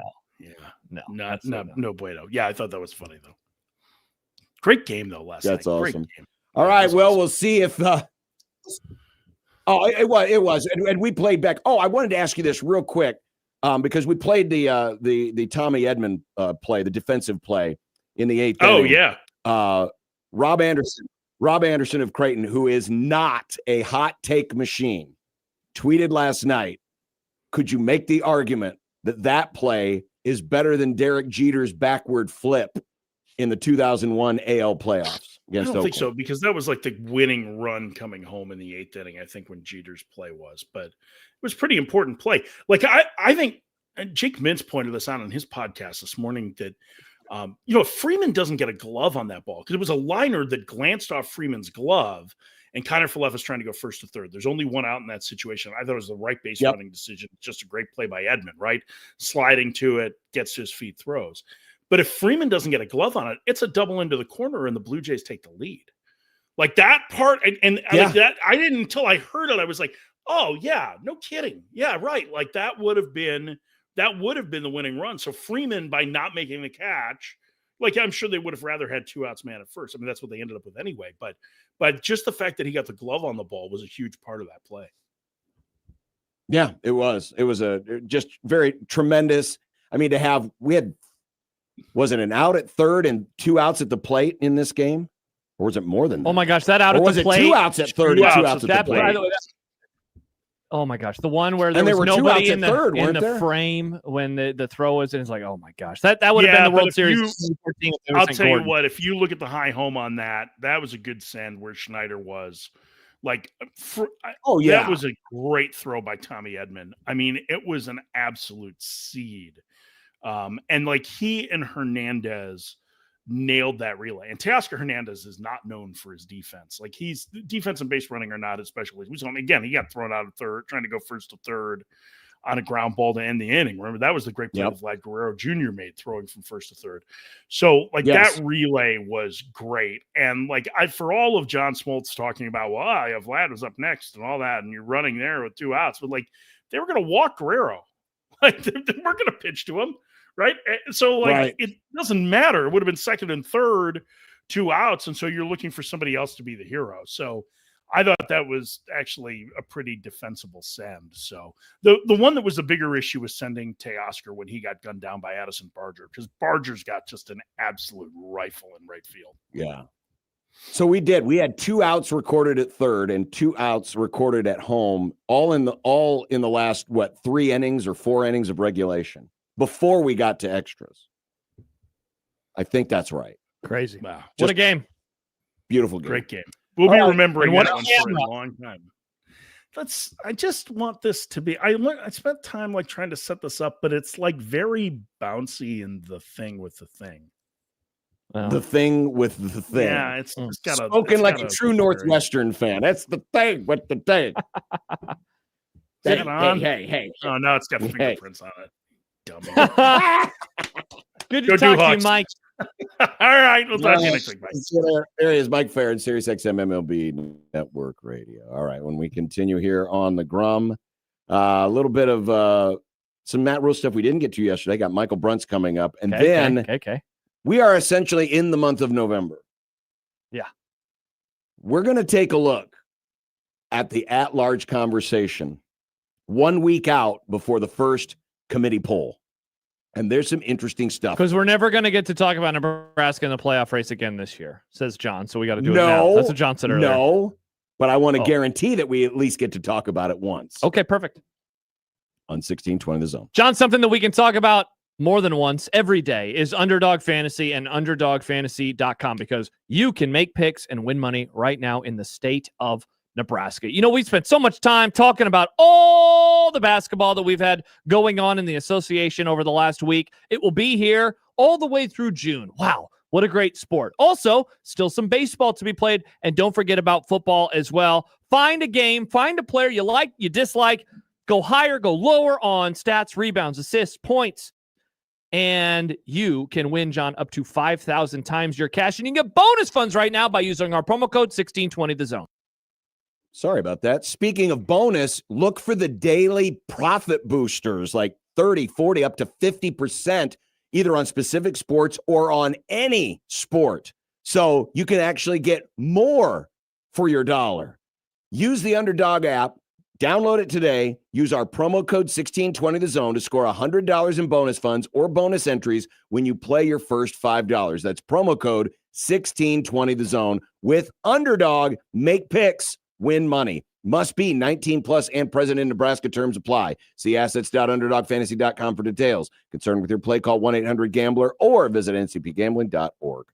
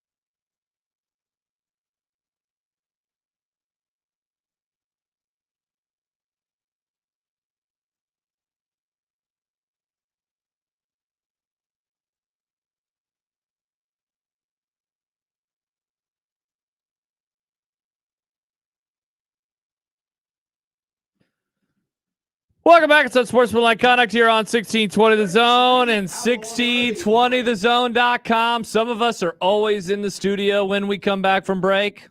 Some of us aren't. Some of us aren't. Josh Peterson, John Bishop with you on this Tuesday. Have some commercials, man. There were commercials. Yeah, John. Not that many. Because we're trying to give our audience great content more than the other guys. We've failed in that responsibility. Got him. Wait, you just got us. Got ourselves. John, we just talked about an 18-inning baseball game in the year of our Lord 2025. Apologies to our audience. It's football time on the Grum. I know. An hour and a half in. Here we go. Let's give people what they want. Do we have K-Ford numbers now? Wow. Nick, don't you lean into this? Yeah, what are you leaning into anti-K-Ford talk for? I'm not leaning into anti-K. I love K-Ford, and I love numbers. I love tone, stats. I heard a tone. That tone sounded a lot like the message board mouth breather. I don't care about I love the message boards. Or that guy who was tweeting at me this weekend from Nebraska City claiming I make up stats. John, don't confuse my tone. It's not that it's a K-Ford thing. It's that it's a Nebraska thing. Well, it is, and so is this. Matt Rule's press conference yesterday. Nice. Very good transition, John. I just recited the old line that I always equate with Bill Callahan. The games you remember are played in November. Matt Rule, this is number 7 there, Nick. Cut 7. Oh, you got him into the system? Yeah, I got him in there now. Most of them. How'd you do that? I had time today. He had time. Play great football in November. You're training for November, not for September. Like, beating, whomever 50-0 doesn't matter. It's a step on the road, right? And then last year we came down this stretch, right? And we lost 3 in a row. We were sitting there, I think, at like 5-4, and it was felt like playoff games to get into the bowl game, get into the postseason. So I do think there's something to telling the guys like, hey, you work all year long to get yourself in a position to be relevant in November. I think the biggest thing though is depending on how our mindset is, you can be the team that showed up at Minnesota, or you could be the team that showed up here.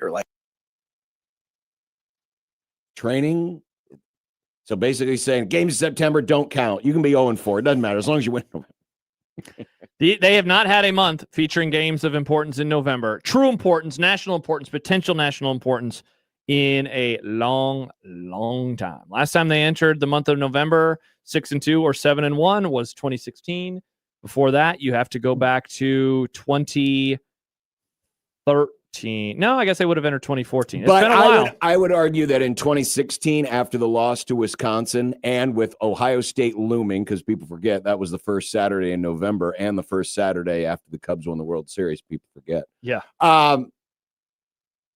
There were already folks grabbing their luggage and getting ready to jump off the Amtrak. We talked about it that week that year. Remember how dead it was that week? It seemed like it was dead. And there's something I want to hit on in regards to that this week, because I've been thinking about it a lot, where this so far 2 days in doesn't have the same big game feel. And I don't think it's because people think they're going to get run off the field, but I have my theories on it that we can get into. Okay, well, we'll stick a pin in that. Yeah. Is there a pitch count on Emmett Johnson? Better not be. We keep a GPS on everyone, Mitch. We have rep counts on everyone, and this guy can do this, and this guy can do that based on injury. And contrary to what you might hear out there, we don't over practice. There were sometimes things are not really what people say they are. We as the guys have gotten stronger and bigger, they're right at the right amount. And so Emmett's the only guy I think he's the only Power 4 player in the country that will have 1,000 yards from scrimmage right now. Second in the Big Ten in rushing, and the more opportunities he gets, he seems to get stronger and stronger and stronger. So we went out there Sunday night and practiced. We didn't walk through. We practiced. Our guys are mentally tough. They'll have to be for the team that's coming in. I can promise you that, because this is a really good football team. Are you giving the squinty eye because he didn't really answer the question? Well, no, yeah, kind of. But what was he talking about? Contrary to popular, did people say they practice too hard? This place loves hard practices. Who is saying that? Do you think he's trying to be make fun of the throwing up practice? No. I think it's about his team. I don't know who said that. I don't. Have you heard any critiques that they practice too hard? Did Matt Rule do that thing where he made up a guy, then he got mad at that guy he made up? This almost sounds like this is something he either read somewhere on social media, a message board, or maybe one random podcast. I have no idea, but I have not heard that sentiment by anybody. Well, remember last week too, he brought up that weird the thing on game day that they were debating if Matt Rule should be fired for because of Kurt Signetti or some crap. I was like, where is that coming from? That was not on game day. Sometimes I think he or they are a little too media pilled. Yeah. Oh, Sometimes, like the radar antennas are just a little bit too Sometimes. high, and they are picking up signals from elsewhere. Yeah, I couldn't agree more.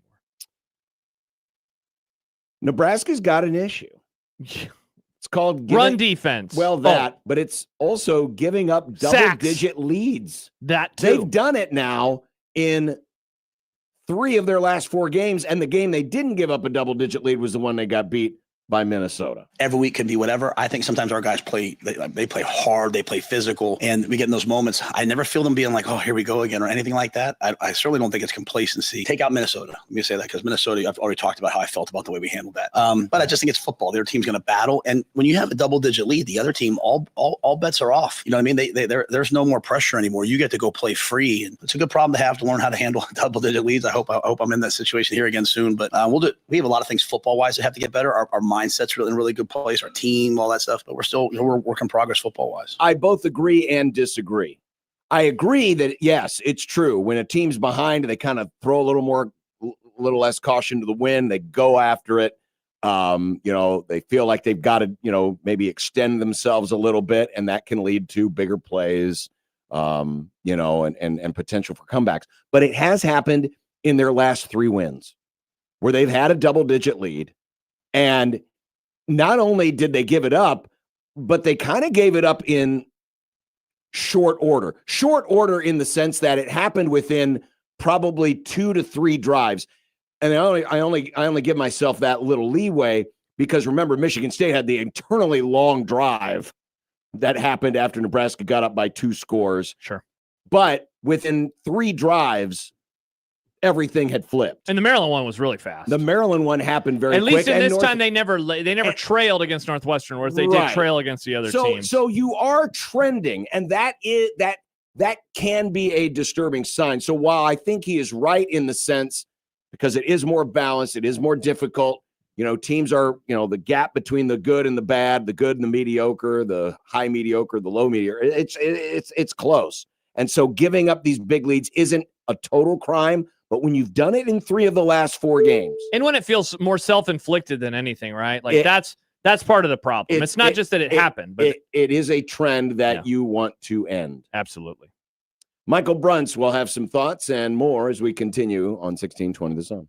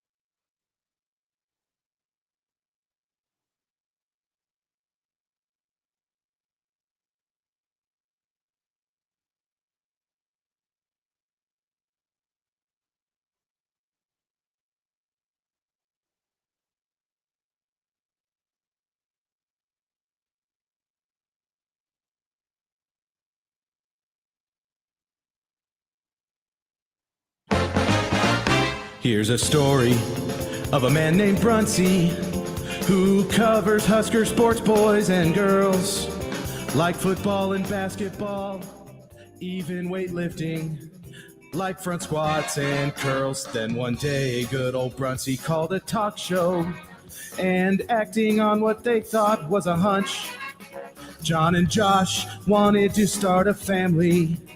And now we get to talk to Michael Brunts. It's Michael Brunts. Michael Brunts. Now we get to talk to Michael Brunts. People do that on purpose? Yes. I've never heard of that before. Is that a Nick fact? No, it keeps. Let's see if Brunts knows. Brunts knows what's up. It keeps the brownies moist longer. Oh, okay. Now I guess we're confused. So you're confused. We were commenting Brunts off the air because we like brownies. We love brownies. And I'm like, I hate hard brownies when they would get like crunchy. Cannot stand hard brownies. It's got to be soft and firm. So what was your Nick fact?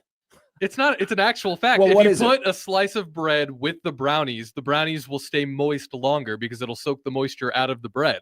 Brunts, do you know about this? I've never heard of that. Wait, like you put it in there, or you kind of like lay it next to it?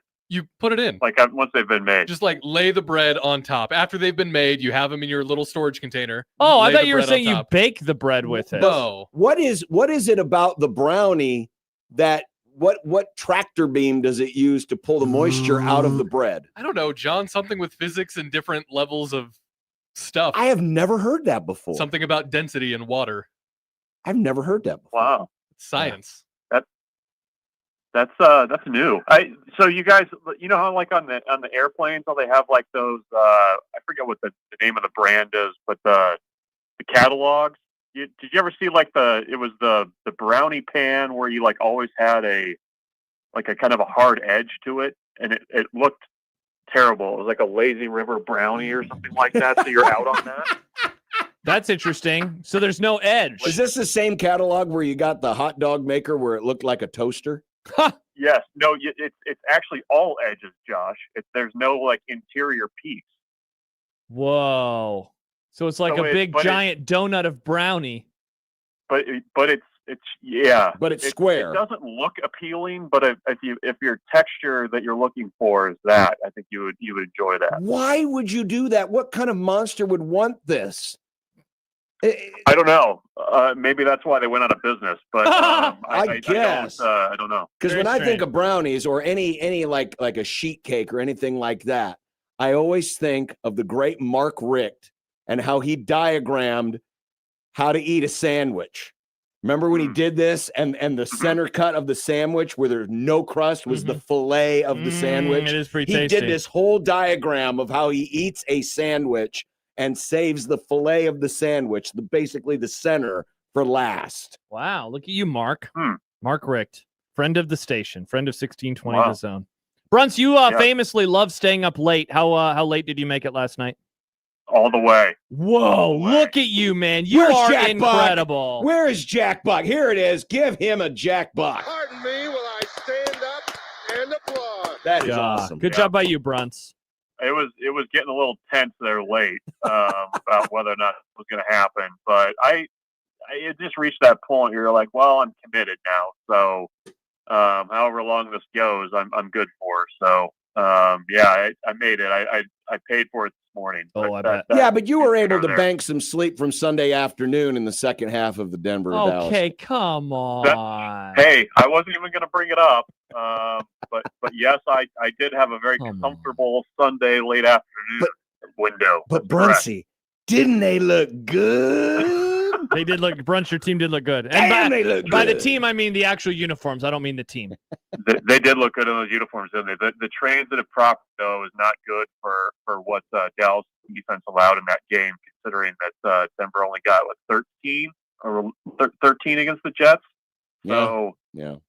Yeah, why didn't that version of the Broncos show up, Brunts? Because they didn't have to fly 8 hours out of their way. Do you know this, John? Dallas has not beaten the Broncos since 95. They haven't won in Denver since 92. Yeah, I've never seen them win in Denver. Yeah. I mean, they don't Well, play at each other very often. They play in Denver every 8 years. And Brunts, the last 2 times they played in Denver, those games have sucked. You won the last one 42-17 before Sunday. Wow. I don't like it. I had no idea. Wow. Well, it's revenge for Super Bowl 12. Dow, come on. You guys got to get over Super Bowl 12, Brunts. Get over it. Move on. Do it for Craig Morton. That's why it had to happen. They could have called the dogs off earlier, but they're like, no, we've got to Got to do it for Craig.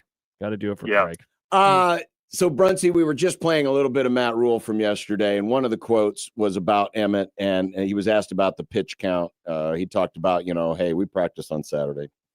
We're not going to do, Among anything other things. we're not going to go overboard on trying to protect him. We monitor all of these guys. But do you think, based on what we saw on Saturday, that whatever pitch count or snap count or whatever it is you want to call, the odometer on Emmett has now been cast aside, and it's like, we're in November. It's time to let her go with Emmett.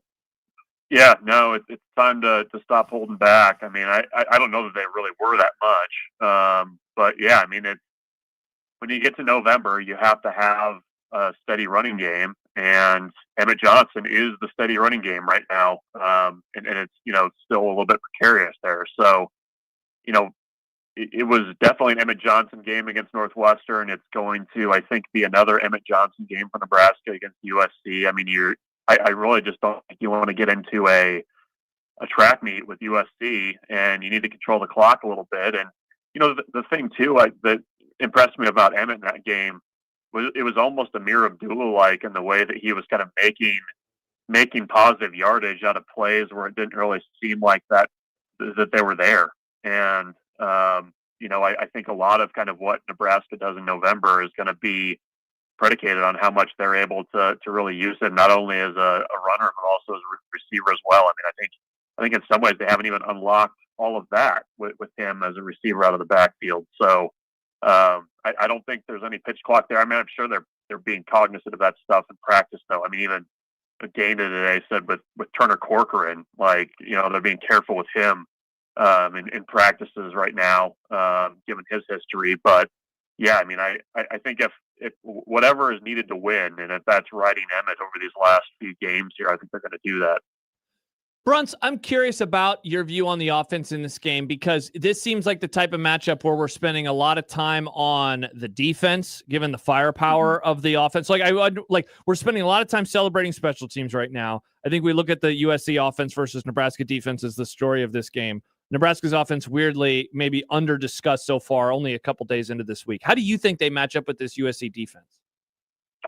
Yeah, I mean, from what I've seen of USC's defense, they're very athletic up front. I think it's going to be a pretty good test of where Nebraska's pass block is. I mean, I liked the game plan last week against Northwestern. I didn't think Northwestern really forced the issue much pressure in that game at all. But USC's got guys up front that can really give you issues. And I know it's kind of a one-off, but I think the one game that kind of got my attention was, what USC did against Michigan. That was a game, USC's defensive line, I thought, really kind of controlled things. And they just got athletes up front that really can cause you issues. So for a team that's given up a ton of sacks, I mean, if you're USC's defense coming into that one, you've got to be thinking like, okay, this is a game where we can really get after the quarterback. Plus, I mean, USC's defense really struggled against Notre Dame. I mean, they gave up some big plays. They gave up a ton of rush yards. You got to think coming off the bye week, they're going to be pretty motivated coming into Lincoln to show that was just more of an outlier on their season. So that's definitely a concern. And I think Nebraska's going to, again, I mean, I don't know that the game plan is going to change a ton. They're going to have to get the ball out quickly and really kind of do whatever they can to protect Dillon. Because I think this is a group that has enough athletes that can cause issues. Are we of the mindset that Nebraska, if they're going to win this game, is not only going to need their special teams just to be their usual good self, but that they're going to need a play similar to what we've seen in Maryland and now Northwestern, that they're going to need a play to win this game? Mm-hmm. Yeah, I think so. I mean, whether it's the block punt or a huge return to set up a short field or something like that, I mean, I think that's going to be really important. Just overall, I mean, the the field position battle is going to be really important. And I think, for Nebraska going into this one, it almost feels a little bit like, you want to control the tempo of the game. You want to, really kind of keep USC's offense off the field. And the way to do that is to, be steady on special teams and, make USC drive and not have short field. So it's funny. I mean, I don't think we're taking them for granted that as good as the special teams has been this year, but it's going to be another game where they're going to need to have a play or two that kind of turns the tide or gets the crowd into it. And, it's funny. I mean, that's almost the expectation now after a year where, you were just hoping that they didn't spill all over themselves, at some point during the game and lose it for you. But yeah, I mean, it's got to be a game where Nebraska special teams is really dialed in. Bruns, does a win on Saturday, does that make up for the loss to Minnesota on that Friday night in Minneapolis? It definitely changes the conversation. I mean, I think, USC is probably the toughest game, just in terms of matchup that's left on Nebraska's schedule, with all apologies to Iowa. I do think that, if you're able to win Saturday, it kind of shows that perhaps that loss to Minnesota was more of a blip and a little bit of a stinker that a lot of teams have. I mean, you look around college football right now, and that's not to excuse the performance, but I mean, there's a game or two on about everybody's schedule where you're just kind of like, what was that? Like, and I think, if that you're able to beat USC, you can kind of go back to that narrative as you get into the back half of the schedule here. I think also it would just be a big step forward. I mean, you finally would be able to knock off a ranked foe at home. You'd win a game that a lot of people had eyes on going into this game, and kind of the expectations and stuff around the field. I mean, those types of situations have not been very pleasant to Nebraska for a number of years. So there's a chance to do something here. I don't know what it actually does, nationally perception-wise about Nebraska, but I think around here you'd start feeling pretty good if you were able to take care of USC at home. I mean, I think this is a better USC team than the one Nebraska saw last year in Los Angeles. Definitely better quarterback, because he was in his own first start last year. And now he is a completely different cat, and certainly playing with an awful lot of confidence. Speaking of maybe playing with a little more confidence, the much maligned Elijah Pritchett did not have many complaints about 57 last week. Is it possible that we might be seeing a corner being turned with Nebraska's left tackle? Yeah, I mean, I think it's possible. I mean, I think the actual, once the ball has been snapped stuff, I think that's looked okay with him. I mean, you've had, obviously, the targeting stuff against Minnesota was not ideal. You also, I think it's been a week or two since you've had the pre-snap stuff, but I don't know. I mean, I think he's a case where, I think a lot of people are kind of wondering, like, well, why, he's probably your best lineman. Why is he not playing? And I think, to his credit, he kind of took the benching, or at least being shoved further down the depth chart as motivation, and turn things around off the field. And in some ways, I think kind of forced Nebraska to make a decision. Like, look, are you okay with that? And are you going to just kind of accept the high ceiling player that he is? So, at least one positive too, given the way that the other part of Nebraska's offensive line is in flux. I mean, if he can play steady and play good football, that's one less guy you have to worry about, because the right side of that line, I think, is definitely, you give credit to Turner Corcoran for coming in and playing well last week, but that's, going to be a game-to-game thing almost, I think, with who's in there and how they're playing. Michael Bruns, Husker 24/7, Nebraska 24/7's website, home of the Hypecast. Home of the Hypecast. I bet you guys, you're probably swinging for the fences this week, right, Bruns? There's no way in hell that you have some goober who hosts like an afternoon radio show or something.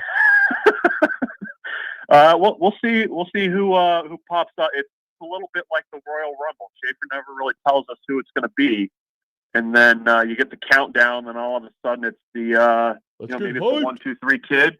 Maybe it's the honky tonk man. You never know who's going to be popping up on the Hypecast. Or maybe it's the most handsome person you could ever think of. You never No, I know. already did one this year. No. I already did one. We'll be looking forward to seeing who it is. Brunsey, have a good one. Big reveal. We'll Yep, see. see you guys. All Bye, right, Bruns. we'll see you later. We have reached halftime. You've had it paused for 5 minutes. Oh, I had it paused because I wanted to take the picture. But you already did, so why didn't we click play again? Well, because I just really I want the visual to go with the audio. Nick, check your email.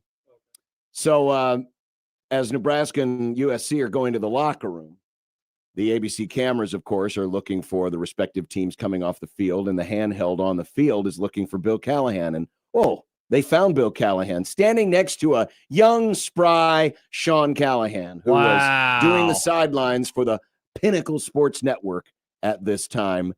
And I still remember because I was up in the press box for this game, and someone alerted me to what had happened at the beginning of this interview. And it led to one of our favorite drops of all time of one William Francis Callahan. What's up?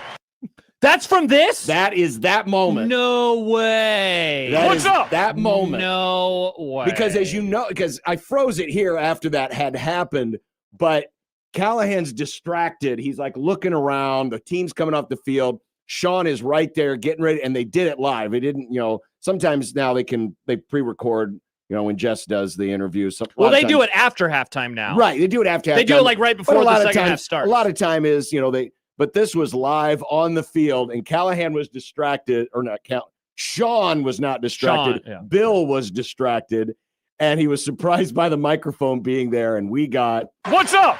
Charles, was Sean Callahan wearing bedazzled Lululemon gloves? Not in this photo. No, but he's suited up, man. No, there's one where he is suited up and he is wearing bedazzled Lululemon gloves. This is from a state championship a few years ago. Oh, okay. By the way, it wasn't that cold back then. John's so excited for this. I have some actual big news perhaps when we return. I was going to try to set it. I will tell you when we return. I was going to try to do it, but John's had it paused on Sean Callahan's face for 10 minutes. What's up? So we'll have to get to it next because we're out of time in this segment. Well, we weren't going to do it anyway, were we? This is actually pretty big. This could affect all of us for an extended period of time, if you believe the sources that this word is coming from. It could.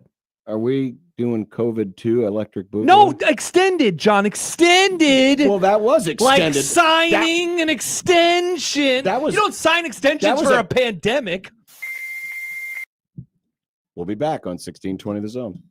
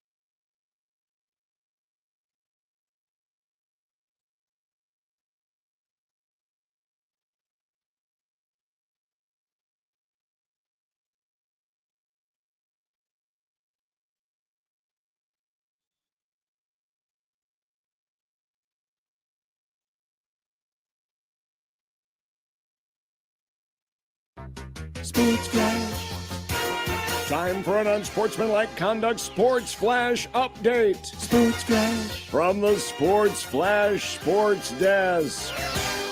All right, so I actually have a little bit more that I can add onto this, too. The Penn State on 3, which is blue and white illustrated. One of their writers. As opposed to white and blue illustrated, which is Creighton. Oh, that's Sports Flash. Well, it's that's white and true. blue review. White and blue review. Yeah. Drop the illustrated and name it Review. the review. Sports Flash. Nate Bauer. Nate, don't call me Jack Bauer. Though, honestly, I think I would want to be called Jack Bauer. Sports Flash. I don't know if I would. You wouldn't? Because people would just make the jokes all the time. And then, Sports Flash. well, what's Jack Bauer saying? Mr. Nate Bauer, so he took a screenshot of a post of his from 12 days ago. 12 days ago. Now, Very cool. It is. Hey, he's adding some context. Let's not make fun of the man because he's adding Yeah, context. because he's Jack Bauer. We got enough to make Bingo. fun of. He'll rip your face off, Nick. So Jack Bauer, in the break into a screenshot, prison. it was mentioning Kurt Cignetti because that was when he signed the extension. It said Kurt Cignetti is the first domino. People that want to keep their head coaches are going to put big contracts in front of them in the coming days, and that's going to be interesting. So he just took a screenshot of this and shared it within the last few minutes. My anticipation is that Matt Rule will soon be impacted by this. And so there was a response from one of their readers. Are you under the impression that Rule would be accepting this potential extension? And he says, I am under that impression. I was just told, as I am now asking around what in the world is going on, that I am hearing from a source that Dannon is currently working on a contract extension to keep Matt Rule at Nebraska. So that is where I don't know who their sources are, but I'm guessing that that's now starting to get out into the world. Tyler Donahue, who we've been following a lot on the Penn State 24/7 site, did have an update today to his coaching search. Here's what he wrote about Matt Rule. And this was updated as of this morning. Yes, there are some supporters of a Rule regime in State College, but there's really no indication right now that Penn State will sprint to make that happen. We've gathered that engagement with other candidates currently takes precedence. Still would not cross him off the list here until Penn State actually reaches the finish line with someone else. So it sounds like, I don't know if he is hearing the same things as the On 3 source, Mr. Jack Bauer, is saying. But it does seem like there is some momentum towards Rule staying versus going. I'm a little disappointed he didn't call it the Rule regime. It was right there. Condense. Sure. Why not? Though it's, as I have said before, as I said at the beginning of this process, the way Rule made it sound the day after all this stuff blew up, 2 Mondays ago. I mean, he really went hard in the paint about changing behaviors, changing spending behaviors, changing donation behaviors, basically saying we got to have more in NIL. And my belief has been that a new contract in front of Matt Rule, which is usually the motivation to end these things, is not the foremost thing on the map, based on what I hear Matt Rule say. That I would gather, he would rather have more assurances that Nebraska and its boosters and its NIL supporters are coming to bat to get the players more money than it is necessarily for Rule to get more money. Not that Rule can't be motivated by money, but it just sounded like, because he really, really went as hard in the paint as I've ever heard a coach go without just flat out saying, we don't spend enough. Because he really went, he went out of his way to go into that soliloquy about NIL and changing behaviors. And he even mixed the stadium project in there. Yeah, for sure. And so so what I'm saying is, if these reports are true, and we don't hear about something more with NIL, I would be surprised. No, so I would too. I'm guessing if they get it locked and loaded, my guess is that that is a part of the package. And you almost wonder if the announcement of a coaching extension is less about Matt Rule getting paid more money and more to just show he is not leaving. And then let's figure out the other stuff next. Sure. Like that's what I because that's the difference here, right? I mean, Nebraska can't, I'm using air quotes, exceed the 20.5 rev share. That's the only thing that technically Nebraska can control. All the other stuff, the $40 million rosters, that's all made possible mainly because of NIL, third-party NIL. And so it's really not something that Dannon can either admit to or do anything about directly. Troy Dannon just can't wave a magic wand and say, magic spoon, $40 million roster. He's got to have the donations first. 1890's got to have the donations first. They've got to have those commitments first. Well, and I know that that's been happening over the last couple of weeks behind the scenes ever since the press conference, that has been, trying to get, they've been doubling their efforts. trying to get some of that, that money involved. And so I think if you are doing this, if you are Nebraska and you are doing this, it's less about, and who knows, but I could be wrong, right? And maybe they make an announcement. It's and Rule's getting a huge raise.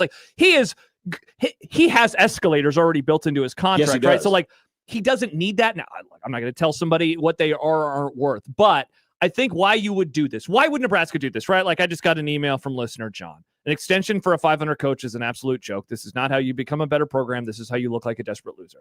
I can't convince, if you don't like Matt Rule at Nebraska, I understand. The reason you do this, though, is to just essentially say, he's not going to Penn State. Leave us alone. We want to focus on November football in Nebraska. And again, you don't have to like that. And if you don't, I want to hear from you, honestly. But I think that's why you do that as a program, is that you want the focus now to be on your team. And you want, look, if they want Matt Rule at Nebraska, they want Matt Rule at Nebraska, right? That's their prerogative. I understand why Troy Dannon wants him. I understand why he doesn't want Matt Rule to leave. They've had a nice year 3. They're on their way towards another bowl game. And there's, in theory, a lot in front of them, as we're, going to talk about at some point today. So I understand why they would want to get it locked up before the end of the season. I understand why they don't want it dragging out another month. So I saw this. I saw this discussed, or heard this discussed last week, where it was is there a world where Dannon knows what Rule is going to do? Is that out there? I think it might have been Sam McEwen and Evan Bland discussing it. Is there a world where he told him already, I'm not leaving? And so Dannon knows that, or is there a world where he told him, I am leaving, and Dannon knows that, and then they're kind of operating, doing all the other stuff? Certainly the former is much more likely than the latter. I can't imagine a world where he told Dannon, by the way, I am going to be leaving. You'll have to deal with that stuff later. But if he told him, I am staying, let's get the other stuff buttoned up, and now finally you're about to make an announcement, perhaps, is what the case is. By the way, another source just confirming again that there are conversations that is happening right now between Nebraska and Troy Dannon and Matt Rule. It's very, very coincidental that we talk about this. Yeah. As we're watching the 2007 Nebraska USC game, because 11 days before this game, Callahan got an extension. He got a 5-year contract worth $1.75 million a year, which I know sounds like chump change today, but remember, this has been 18 years ago, right? So that was pretty decent money back then. So it is kind of funny that we're talking about this new news while we're watching a game, because a lot of people were really mad a few weeks later, as we discussed, and by the end of November, everybody was gone, and we're all gone. So Rule gets extended, and then in return, Nebraska has to take the private equity money to pay for it. Is that what's going to happen? No, it better not be that. Again, that's why I'm serious when I say about this, and let's see what happens. I wonder if it's just to lock him down, and it will not be as much money as people are expecting it to be. Now, I could be way wrong on that. But if I'm Matt Rule and I have to give that really big speech, right? And I get it. I understand it. You want the roster to be better. You want the roster to be better, but and all kidding aside, and the emailer, literally the first emailer was like, man, they better not extend the guy who's on 500. And I get, we can have the conversations when we have the conversations, but the smoke around Matt Rule to Penn State lessened some because of the last 2 weeks. 100%. Yes. Because of not that it still isn't a possibility, but let's face it. I mean, that Minnesota game took a lot of sting or a lot of steam out of a lot of things. Mm-hmm. And, here we go into a USC game where if the Trojans, that's hilarious. The same team. If the Trojans win, and let's just pretend for argument's sake, they dominate. Mm-hmm. There's going to be a lot of, because you know what my gut's telling me right now is there is a goal to do this before this game because, just to add to the. Hey, what's this weekend going to be? We'll have Schaefer on tomorrow. This is an old school, big time recruiting weekend. Yes, it is. Something we have not really said around here in a while. Huge recruiting weekend. And I know we've had a lot of fun with the will it be a night game or not.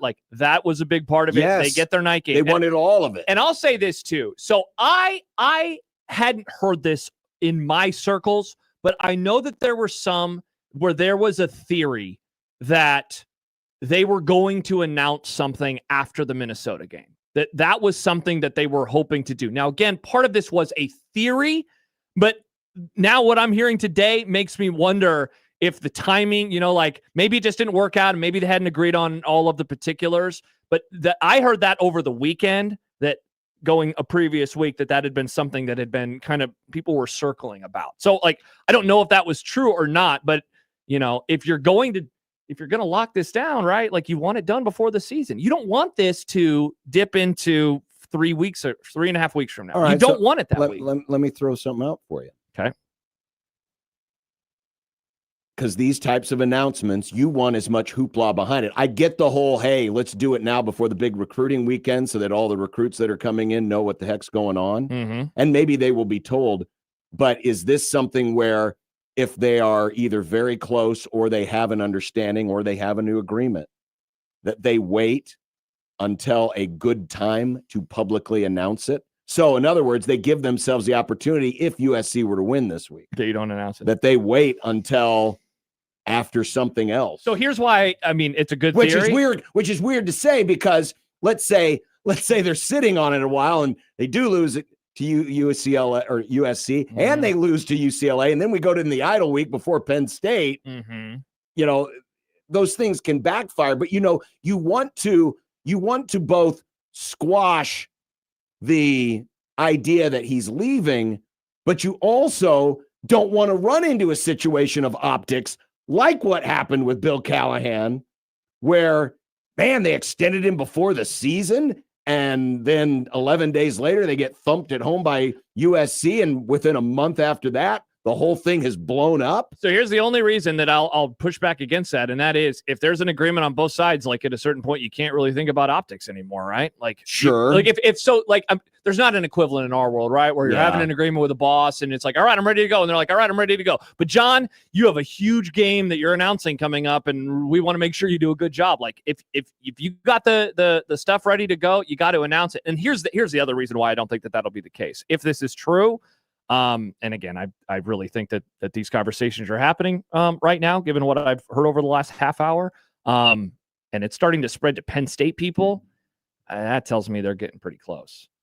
I think that this thing might be nearing the finish line, would be my theory. Sure. Not that I've heard it, but that would be my theory. And so if they're that close to it, then it's Tuesday. And who knows, maybe you do roll the dice and you hope that this, as the week draws longer and as we get closer to the game and as people presumably get more excited for it, that you just add this as a little more gas to the fire to say, oh, and by the way, it's Friday before the game, coach is locked up.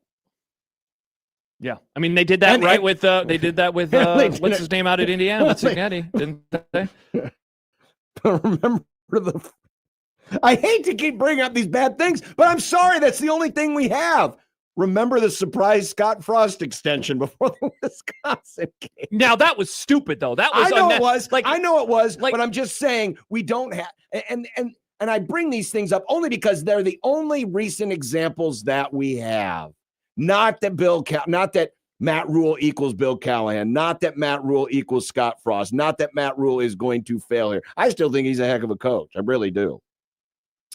But unfortunately, we do have, just like we have a scarred past with close finishes and bad results, there's a scarred past of contract extensions that blow up in Nebraska's face spectacularly within weeks or months of the signed said extension. Mm-hmm. So that's all I'm saying. But if it's getting to Penn State people now, correct. I think we're going to hear something by the end of the week. Unless, the other thing, right, about that, if it's getting to Penn State people, you wonder if it's, I always am wondering how much of this is a back and forth, a leverage play, and we've been wondering about that too. But yeah, certainly you would tend to think that that's the case. But you're right. It's wild that there was a contract extension 18 years ago, a couple weeks before a big game against USC. The Frost one was dumb. That was dumb in the moment. We all knew it was dumb. It was. Look, and he was only in year 2, and he was a losing coach. At least in this case, and Callahan, was anybody asking for Callahan? No, those were the Callahan one. That one made some sense because, again, you were coming off of 2006. But why not just do it, in the summer, right? Those were vanity plays. In my opinion, they were vanity absolutely plays. They were. This would be we are ready to stem the tide of, there's a good this is different because in those circumstances, no one was really coming after Frost. No one was really coming after Bill Callahan. But theoretically, someone is coming after Matt Rule here. Yeah. So it is different in that sense. So you do have to act differently. Yeah, Steve writes on Twitter, regarding an extension, I'm still not convinced that Rule is the guy. I'm not convinced that he isn't. I really would like to see all the distractions end, though. And in a way, it does that, and not in a way, it would do that. Why do you think these outlandish contracts happen in the first place? A lot of it's generated because of mere speculation that a coach might leave. And that's why we get these large and very one-sided contracts. Mm-hmm. So I would brace everybody, whether you're pro or anti a Matt Rule contract extension, that whatever it is going to be likely is going to come out much better for Matt Rule than he had previously.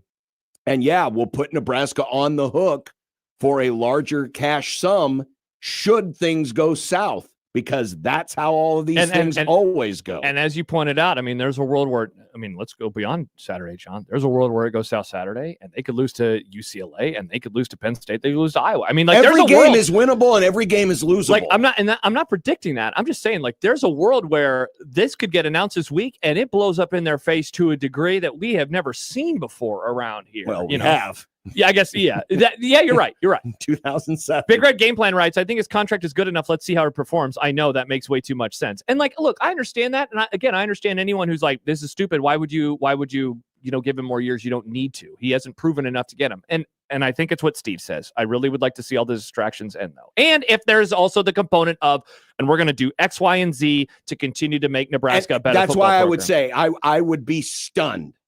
I would be stunned if whenever an announcement of a Matt Rule extension or that Matt Rule is staying happens, that there won't be something in there about, even if it can't be assurances, but something in there about, and we are redoubling our efforts to increase the amount that our kids get. And that there won't be some component in there about that. I would be shocked if that announcement does not happen at the same time. I would agree. It would come all in one fell swoop, because I don't think that you would want to do just the, hey, we're giving him an extra, 2 years, 3 years. Why would you do that? Unless there's also going to be, and we're going to do X, Y, and Z for the roster too. All right. So there's the latest with that. Mm-hmm. Coming up next, I've already put the tweets out there. It's time to talk playoff. Oh. And Nebraska's name is in there. They're in there. Legitimately in there. Yeah, especially with a new extended coach. Maybe. So stand by for this, because we got today quite the logjam. I'm sure it'll always work itself out. But I think it's a fascinating case study into where we are heading into the month of November as we get ready for the second version of the 12-team playoff on 1620 The Zone.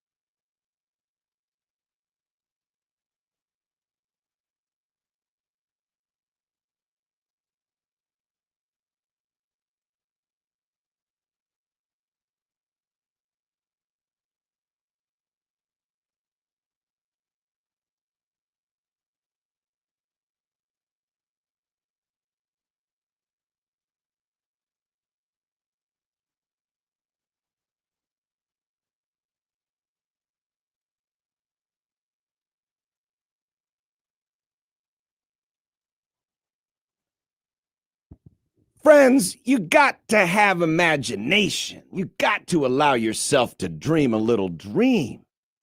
It's been a long time. And remember, the last time Nebraska was in a position where they had a decent record going into the month of November, it was only a 4-team playoff. And hell, even then, people weren't like, oh, yeah, Nebraska's going to be in a 4-team playoff. No, it's a 12-team playoff now. And guess what? Nebraska is in the conversation today. It's not official because the committee first poll isn't until next week. But if the committee did put out a poll this week, Nebraska probably wouldn't be in the top 25, or maybe they would. I don't know. We don't know how the committee thinks. But mathematically, Nebraska is in the conversation for the at-large to a 12-team playoff. I'd like to say this. People call you a hater. I don't think you'd put together something like this if you were a hater. If anything, you might be a homer. Honestly, I put this together because it ended up being a very interesting exercise. Okay. Because we got a lot of teams involved. So first, we're going to go conference by conference. Because this was really the genesis of all of this, was my take yesterday that the Big Ten might have a hard time getting a 4th team in. It is. It's really, really difficult. So we call this segment Remember the Games of November. So for the Big Ten and the SEC, we are looking at a 4th team potential, right? Because they're both going to get at least 3 in. We're looking at a 4th team potential. For the Big 12 and the ACC, we're looking for multiple teams, more than one. Well, right now, of course, you got Indiana and Ohio State who are undefeated. You got Oregon who's in great shape with only 1 loss. And then your 4th team potential comes from this group of teams, all with 2 losses. USC, Michigan, Iowa, Washington, and Nebraska. Now, what I have included here is their remaining schedules. And by the way, all of this stuff has been tweeted out, JTech Construction Zone Twitter page, so you can look at it and share it at your leisure. I have looked at K-Ford for their 10-win probabilities, right? So all the percentages you see on here are the percentage chance that each of these teams gets to 10. 10 being the magic number for most teams to be in the CFP at-large conversation. You will notice there's some color coding. The yellow are the teams that are undefeated, Indiana, Ohio State. The blue are teams like Washington and Nebraska, who must win out. I'm basing this, by the way, off of K-Ford. He does, and he did this at the preseason, based on strength of schedule. He said, what is the minimum number of wins every team needs to be at to be in the at-large conversation? Not that they will get in, just be in the conversation. And it's based on your strength of schedule. And based on the strength of schedule, Washington and Nebraska have to win 10 games in the regular season to be in the conversation. Thus, they are in blue. But you have USC, you have Michigan, you have Iowa, who are shaded in green. These are teams that K-Ford has determined will be in the conversation even with a 9-3 record. Doesn't mean they will get in again, just that they will be in the conversation. And by the way, if you're wondering why, now this was preseason, so some of this is going to have to be baked in or baked out, but USC, Notre Dame, that's always going to be massive in the non-con. Michigan had Oklahoma, going to be massive. Both of those teams lost, by the way. Iowa, Iowa State, they also lost, and Iowa State's faltering a little bit. So the math is probably going to change on those. That said, Nebraska, their toughest non-conference game, is aging incredibly well right now, and the more Cincinnati wins, I don't think they could get in at 9-3, but certainly the better that makes you feel as a Nebraska fan. Well, stick the pin in that one. But, so right now, and this is why I think the Big Ten's got a tall hill to climb in terms of its 4th team potential. Look at those percentages. Washington right now has the best percentage chance, according to win probabilities on K-Ford, to make 10-2, and that's only 19%. SC only has and again, they could technically afford to lose another game and still be in the conversation, but to win 10 and to solidly be in the conversation, Their percentage chance is only 11 because they still have Nebraska. They still have Northwestern. They still have Iowa. They still have Oregon. They still have UCLA. 5 games. They've only played 7 games, so they don't get an off week this month. Even Michigan, who, by some people's estimation, only has 1 game left. That's sure. Ohio yeah, State. Look at their schedule. Still 15%. Yeah, because 15% because you got to beat Ohio State, which is going to be the hard part. Iowa, only 5%. Nebraska, yes, they're on the list, but according to K Ford today, they only have a 3% chance of winning out. Mm-hmm. Looking at the SEC, you see a lot more green on here because SEC schedules are considered harder. Don't shoot the messenger. Oh, here we go. SEC John yet again. Don't shoot the messenger. Honk. First of all, look at all the teams in the upper tier who have 1 or fewer losses currently. You have Alabama. You have A&M, who's undefeated. You have Ole Miss. You have Georgia. You have Vanderbilt. Then you still have 4 teams who currently have 2 losses who are still technically in the conversation. So, again, there's a logjam. And, yes, there are a lot of teams playing each other. But right now, Alabama, 89% chance of winning at least 10. A&M, 97. Ole Miss, 87. Georgia, 74. Then it drops, right? Mm-hmm. Vandy's only a 29% chance of going 10-2. But they're one of the teams shaded in green, meaning they would still technically be in the conversation if they had a 3rd loss. Yeah, I mean, A&M is darn near a lock. I mean, 90%, 97%, like I said, darn near a lock. Alabama, their schedule is suddenly looking a whole lot easier moving forward in terms of their conference games. And look at Oklahoma. Coach. Oklahoma has a 4% chance of winning out. You can kick Oklahoma out. You can kick Missouri out because they're going to lose. You know, like a lot of this stuff is going to take care of itself. The question is how many of these teams can go perfect in the games that are not against each other? What is there? 9 teams on this? Or who's going to have the strongest 9-3 case? Sure, for sure. Which there will be some 9-3 teams that will think they have a very strong case. Mm-hmm. All right, so now, as we said, for the Big 12 and the ACC, we're just looking at multiple teams, not 4, just multiple teams. Now here, I've included both their percentage chance of going 11-1 and their percentage chance of going 10-2. Mm-hmm. You got 6 teams right now. BYU, who's undefeated, got a 47% chance of going 10-2 or going 11-1. And of course, they could go 12-0.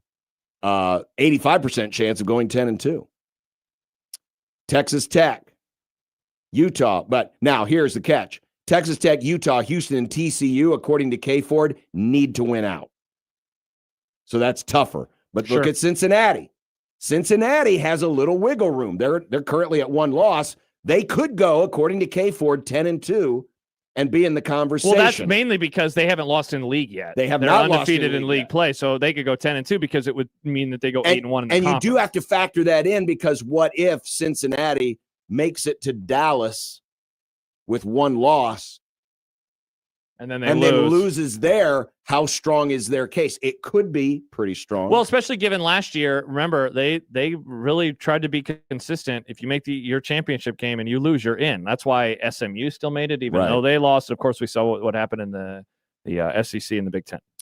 In the ACC, 5 teams are in the pool, with Georgia Tech being perfect and a 43% chance of going 11-1, 83% chance of going 10-2, which, according to K Ford, is still good enough for the Yellow Jackets to be in the conversation. Yeah, and remember and their finishing schedule, by the way, is at NC State, at BC, Pitt, and Georgia. Yeah, so like that's a big one. Is they still have a massive non-conference game, which could be a playoff eliminator game. Yeah, it could. It could be a playoff eliminator. It could be for playoff seeding. Other teams, the teams that are got to win out, Virginia, Louisville, Pitt. Pitt, very, very slim. I almost considered not even putting them on here. And Miami. You got Miami stuck there in the middle. Miami's got a 40% chance of winning out, thus going 11-1. They got an 83% chance of a 10-2 record. And their schedule, very manageable, dare I say. At SMU, Syracuse, NC State, at Virginia Tech, at Pitt. So the chances of, because Miami, who could get locked out of playing for the ACC title, even going 11-1, That's probably the ACC's best chance of two teams. Not having Miami have to play that extra game, and they go 11-1, and they get in as an at-large, and then, of course, whoever the ACC champion is will get in automatically. For sure. So let's rank them. 1 through 29. These are the teams currently in the at-large conversation. And these percentages, again, are for a 10-2 regular season. Okay. You got 3 teams in the 90s, Indiana, Ohio State, A&M. You got Alabama just on the outside looking in at number 4 at 89%. Ole Miss, 87%. BYU, 85%. Georgia Tech, 83%. Miami, 83%. Oregon, 78%. Georgia, 74%. Again, these are the percentage chances that they go 10-2. There's a lot of teams there. A lot of good teams there. Now, there are teams that will play each other. Georgia Tech is one. Yeah, but otherwise, John, on this screen, there is not any other overlap. Nope. Right? Indiana will play Ohio State in the Big Ten championship game, right? Right. But otherwise, yeah, there's no That'll overlap. be for seeding, assuming that Indiana and Ohio State wow, don't that is stumble. crazy. Brazy, Nick. Very brazy. Yeah. The second 10. Oh, what about Notre Dame? Notre Dame right now has to win out, but their finishing slate is BC, Navy, Pitt, Syracuse, and Stanford, and they're sitting at 73% of being in the at-large conversation. Now, then it drops off pretty steadily, pretty steep. Goes from 73% chance Notre Dame to 43% chance Utah. Wow, who is a win-out team. Texas Tech, 41% win-out team. The first of the one-loss teams of the one-loss can still be in the conversation at 9 is Vandy. It's still only a 29% chance of getting to 10. Yeah. And then we get to the final page and look at the Red Star. Look at that. GVR. I mean, they're second from the bottom. And it's going to be tough. Again, this is a percentage chance of winning 10. So for Nebraska, that means winning out. But they're on the list. And look at all those green teams who still could be in with 9. But this could update and probably will. Well, I was going to say it will update. They got to play the games. I did include, though, by the way, I did include the 9-win bunch. Yeah. These are all the teams that K Ford says has a strong enough schedule metric to be in the conversation at 9 wins. A&M, of course, is undefeated. A&M is almost, I don't want to say they're a lock, but they're at Missouri. They are so South Carolina, close to being a lock. at Texas. A&M, if they beat Missouri, they're in. Might be the first team you could just pencil into the playoff. Yeah. Regardless of what happens the rest of the way.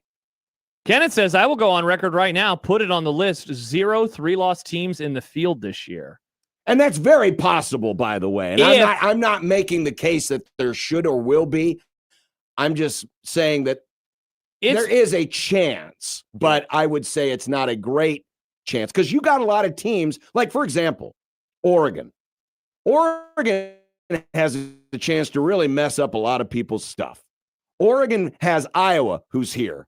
And they have Washington, who's on here. USC. And they have USC that's on here. They could knock out 3 teams over the course of the last by month themselves the rest of the regular season. Or if Iowa beats Oregon, Iowa's very much in the mix, and then Oregon has 0 margin of error, and suddenly they could get knocked out. Precisely. Like, and by the way, Oregon is a 10-2 team. Yeah. They are not one of the 9-win bunch. Though I would say that might change, just given how tough their schedule has looked now over the course of the year. I don't know if I would agree with Kenneth on no 9-win teams making it, just because I think that there's going to be a little bit of carnage. Like, it's been a little too, as fun, as exciting and weird as the season has been, it's like a little too buttoned up right now at the top. It's a little too easy. Oh, we're going to get chaos. Like Bama, I think that they should beat those teams, but Bama's issue under DeBoer has not been they struggle against good teams. It's that they lose to crap. They lose to weird teams, you know? They beat ranked teams every week that they play them, but you put Bama against South Carolina and they almost lose. Like, there's a real world where they lose to LSU or Oklahoma or Auburn. I'm not going to pick it. There is a world, but I think the idle week comes at a perfect time. It certainly does. But the point more is weird stuff can happen. I mean, certainly Georgia, they have Texas and Georgia Tech still on the schedule, and who knows what could happen in a rivalry matchup with Florida. So, I mean, look, Ohio State, they're going to be pretty much in because they're going to have such a good record, but Michigan could certainly mess with some seeding. And if Michigan beats Ohio State and they take care of business otherwise, they would be, as you have called teams over the years, a dirty bid stealer. If you are wanting a spot, you will be rooting against Michigan in any of their remaining 4 games. Well, and they went out, they're in. That brings me to this conversation because Michigan is one of the 9-win bunch, they could still lose to Ohio State, and they could be a block on Nebraska. Think about it. Nebraska wins out. Michigan wins out, but doesn't beat Ohio State. But Michigan has what? A victory on the road in Lincoln against Michigan could be Nebraska's block. I'd be not surprised. saying it's going to come down because there's going to be a lot of teams in the mix, but I'm just saying it's possible that Nebraska's fate has already been sealed, assuming Michigan wins out until Ohio State. Perhaps. So we shall see. But this was kind of fun to look at some of these numbers, and I've got all this stuff. We'll update it here maybe in a couple of weeks. Okay. Because next week is the first actual ranking. And we'll see and we'll have committee rankings, a couple of weeks of committee rankings, because that will be the real tell. Yeah. Where these teams are slated by the committee, that's going to be the real tell of who really has the best 3-win or 3-loss cases, who has the best 2-loss cases, because we'll have a couple weeks of polling to see how the committee sees them. Mm-hmm. When we continue, we got Steve Sipple coming up. And again, all this stuff is available on Twitter, JTech Construction Zone Twitter page at USC on Twitter. Back after this on 1620 The Zone.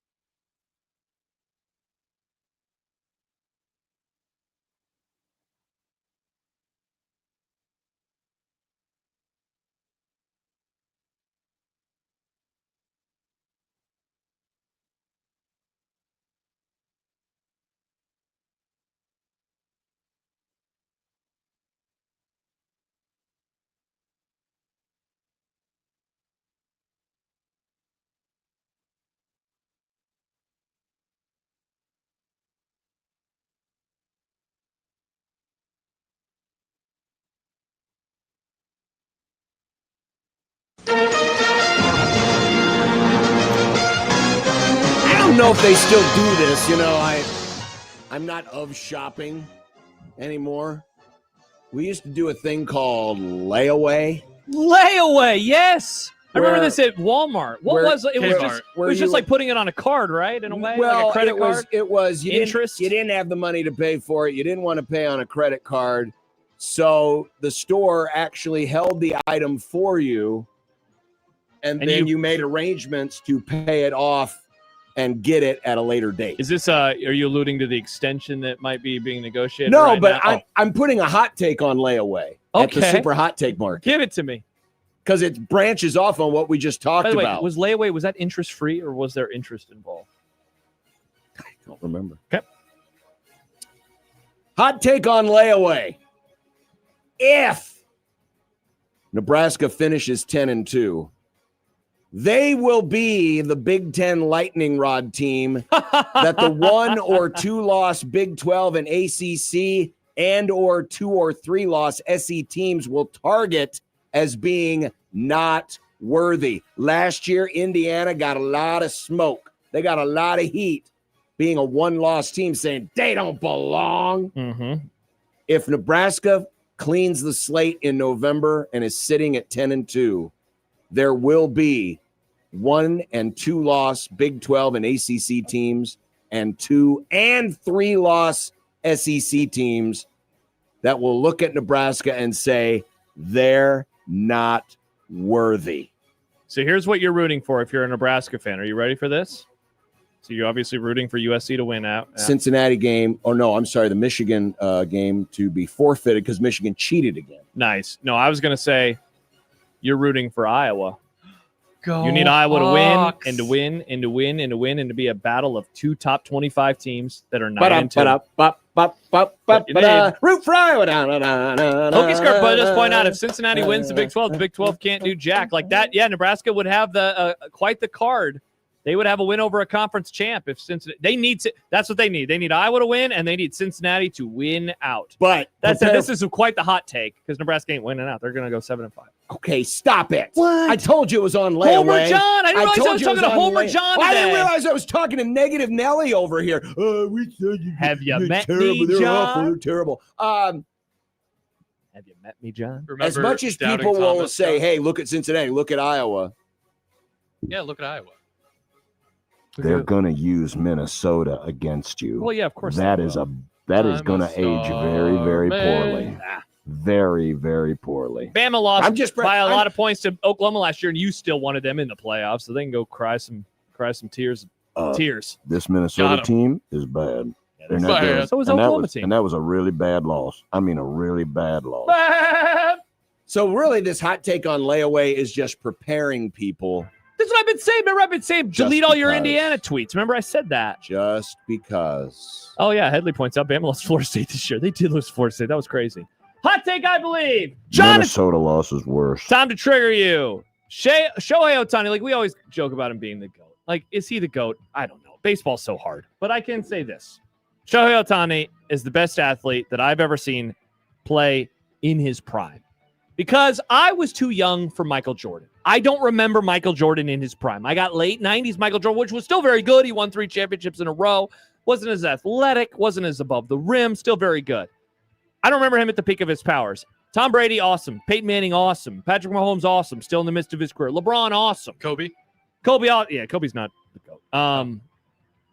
Shohei is doing baseball better than I have seen any other athlete do their sport. And what he did last night, reaching base 9 times, to quote the principal from Ferris Bueller and Ferris Bueller's mom, 9 times, 2 dongs, plus he's going to pitch 9, probably throw 9 Ks. I mean, like, ridiculous. He's the best that I've ever seen play their sport.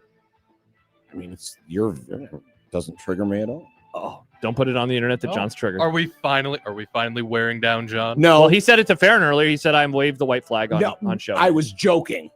Oh, you still think he Right. sucks? I have never said he sucks. I just push back at people who, for a lot of the reasons you just said, who call him the GOAT because they want to feel like they're watching the greatest of all time. And I understand that, but it's more a self-serving opinion than it is an actual opinion. I'm not saying your opinion, by the way, Is that like I said, I always do it as just, partly to trigger Right. you. Yeah. I just push back because it's like, let's let the career play out and see what happens. But he was on one last night. Yeah. Oh yeah.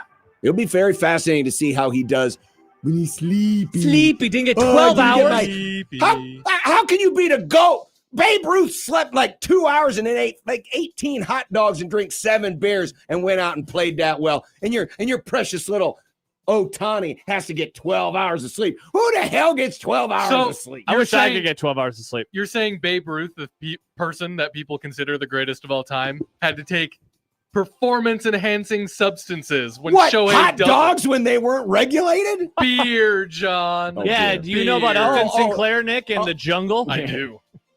I bet those hot dogs were some nasty-ass hot dogs. Can you imagine the stomach ache Babe Ruth had to have every day? My God. You know that Can you old, imagine the bowel movements that he had? Oh, it's fish heads. You know that old saying, hot dogs are just lips and... Yeah, BHs. I bet they actually just were then. Oh, my gosh. You can probably see the BHs on the hot dogs. I have a hot take. Oh. You guys are both going to be triggered by it. Oh, yeah, I guess it's Formula garbage. I think Lando Norris could win the championship this season. Wait a second. Last week you were saying that somebody else was going to win. Max Verstappen, and now he won't, John. Now Lando, he's leading by 1 point. His teammate, he starts to crumble. He's crumbling toward the end of the season, and Lando is going to come out on top and win the championship. I don't know, John. I don't know how 2025. Surprised that wasn't today's thumbnail. The best driver in the world. Do you have another one? I do. Okay. It comes with a video daily double. Do you want me to give to mine then before we do yours? Go since for yours it. a video one. Hot take I could be talked into.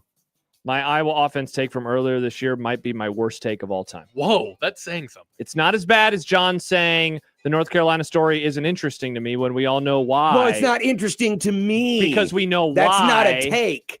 But that's just not interesting. I think that take is aging pretty bad. Not great. You know, you take your L's where they come. And I really hope Nebraska wins so people don't dunk on me. I do want to hear if, let's just pretend, if Iowa were to come in here and win yet again. Yeah, we read this article. That Ferentz refers back. Yeah, we read this article from Nebraska Newsmax, whatever that is. It would be kind of funny. It would get you on. Yeah, sure. Hey, read the story. Click on the story, please. Click on the story. Click on the story. Thank you for your service. Hot take. Coaches need to stop making weird statements like we are the better team when they clearly got the brakes beat off of them at home.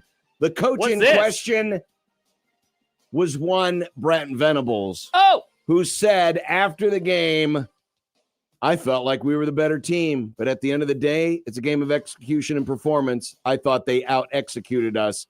Guess who responded? The winning coach. That's a hot take. You're a better team. I wouldn't have thought that people watching would say that. You know, I felt that when we won at their place in weather that as a defensive head coach you would normally, wish for, and won by 8 points. And I think we left a lot out there. I think we should have won by a couple scores. So I don't know how he evaluated that game, that they were the better team. I mean, we way more yards, 21 first downs to 14, and we played 87 plays of offense, and they had 1 sack and didn't force any turnovers. That's a interesting take, but whatever he needs to say.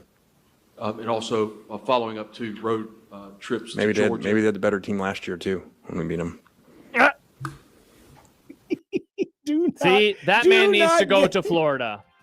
No, I like him where he is, man. Keep him in the sip. By the way, on the ESPN, they do the win probability. There were only 3 times where Oklahoma had a greater than 50% chance of winning. And the last one came early in the fourth quarter when it was 26-25. And then Mississippi took over and pretty much dominated from there on out. Shout out to Ole Miss. Ole Miss. Coming up next, Stephen M. Sipple. Maybe he's hearing things about a Matt Rule contract extension that we talked about a couple segments ago. I would love to discuss it with him. Then we're going to do that next on 1620 The Zone.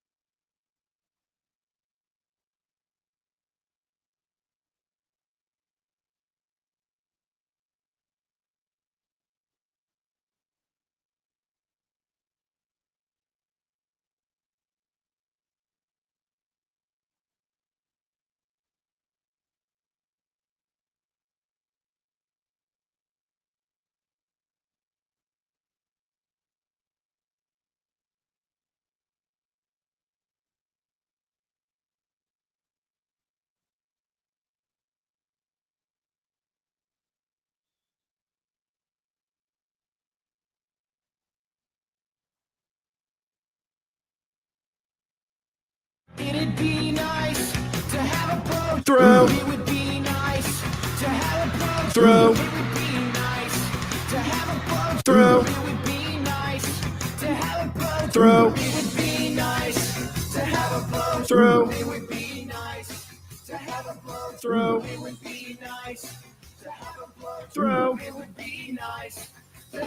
Throw.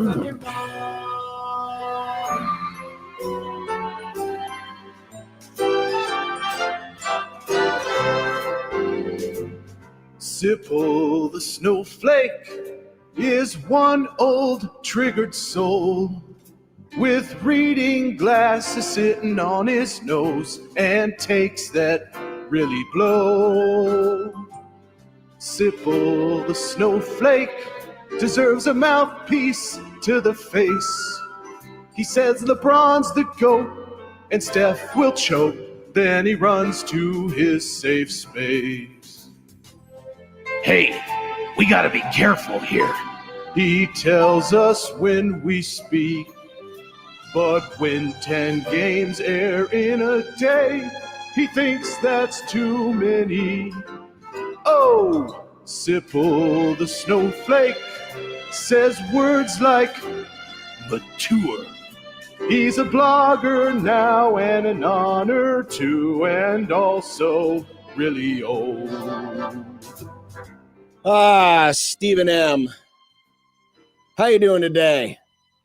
Do I really deserve a mouthpiece to the face? Well, I mean, this isn't. How old is this open now? Like 8 years Well, old? that happened in the 2016 NBA what a year Finals. that was, Maybe man. 2015. It's been a long time. It's been about a decade. 15 was. No. Was it the finals? Yeah. Was it really? That the mouthpiece incident happened in? That Steph Curry threw the mouthpiece? I thought that happened in. I thought it happened in the Western Conference Finals. I didn't even think it happened against Cleveland. I could be wrong. All right, I'm finding the video. Let's see. Yeah, find it. Okay, no, it can't be this one. This is from 2 I could have years ago. swore it was during the Western Conference Finals at the mouthpiece. Yeah, I incident didn't think it was during the finals. Let's see. Oh, I think I found it. It was the finals. It was game 6. He was ejected. This is the famous 2016 finals. So he was ejected at the end of that game. Wow. Yeah. Crazy. God. Wow, we Crazy. really got it that day. That was interesting. Oh, yeah. Yeah. We had some good debates back then, Sipple.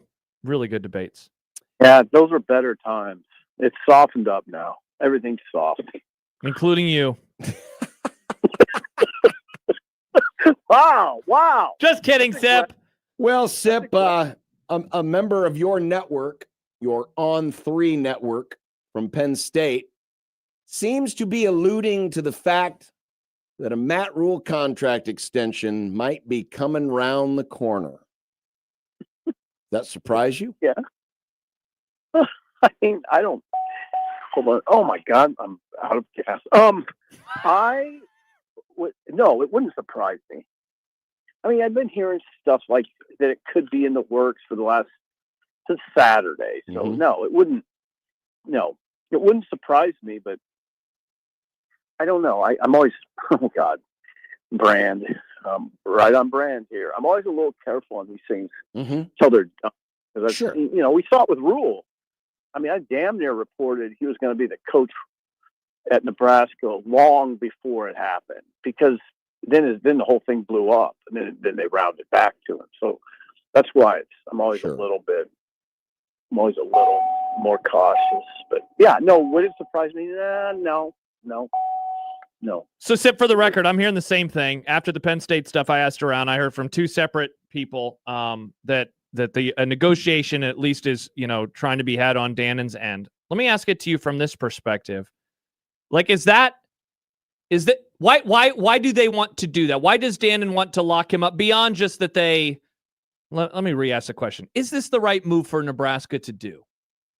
I think it is. I've been telling my coworkers, Sean and Rob, that since this whole thing cropped up, I don't think it'd be good for Nebraska to blow it up and start over. I don't. I'm not 100% I'm not 100% sure that Rule is the exact right person for the job. I don't know who is. I mean, who is?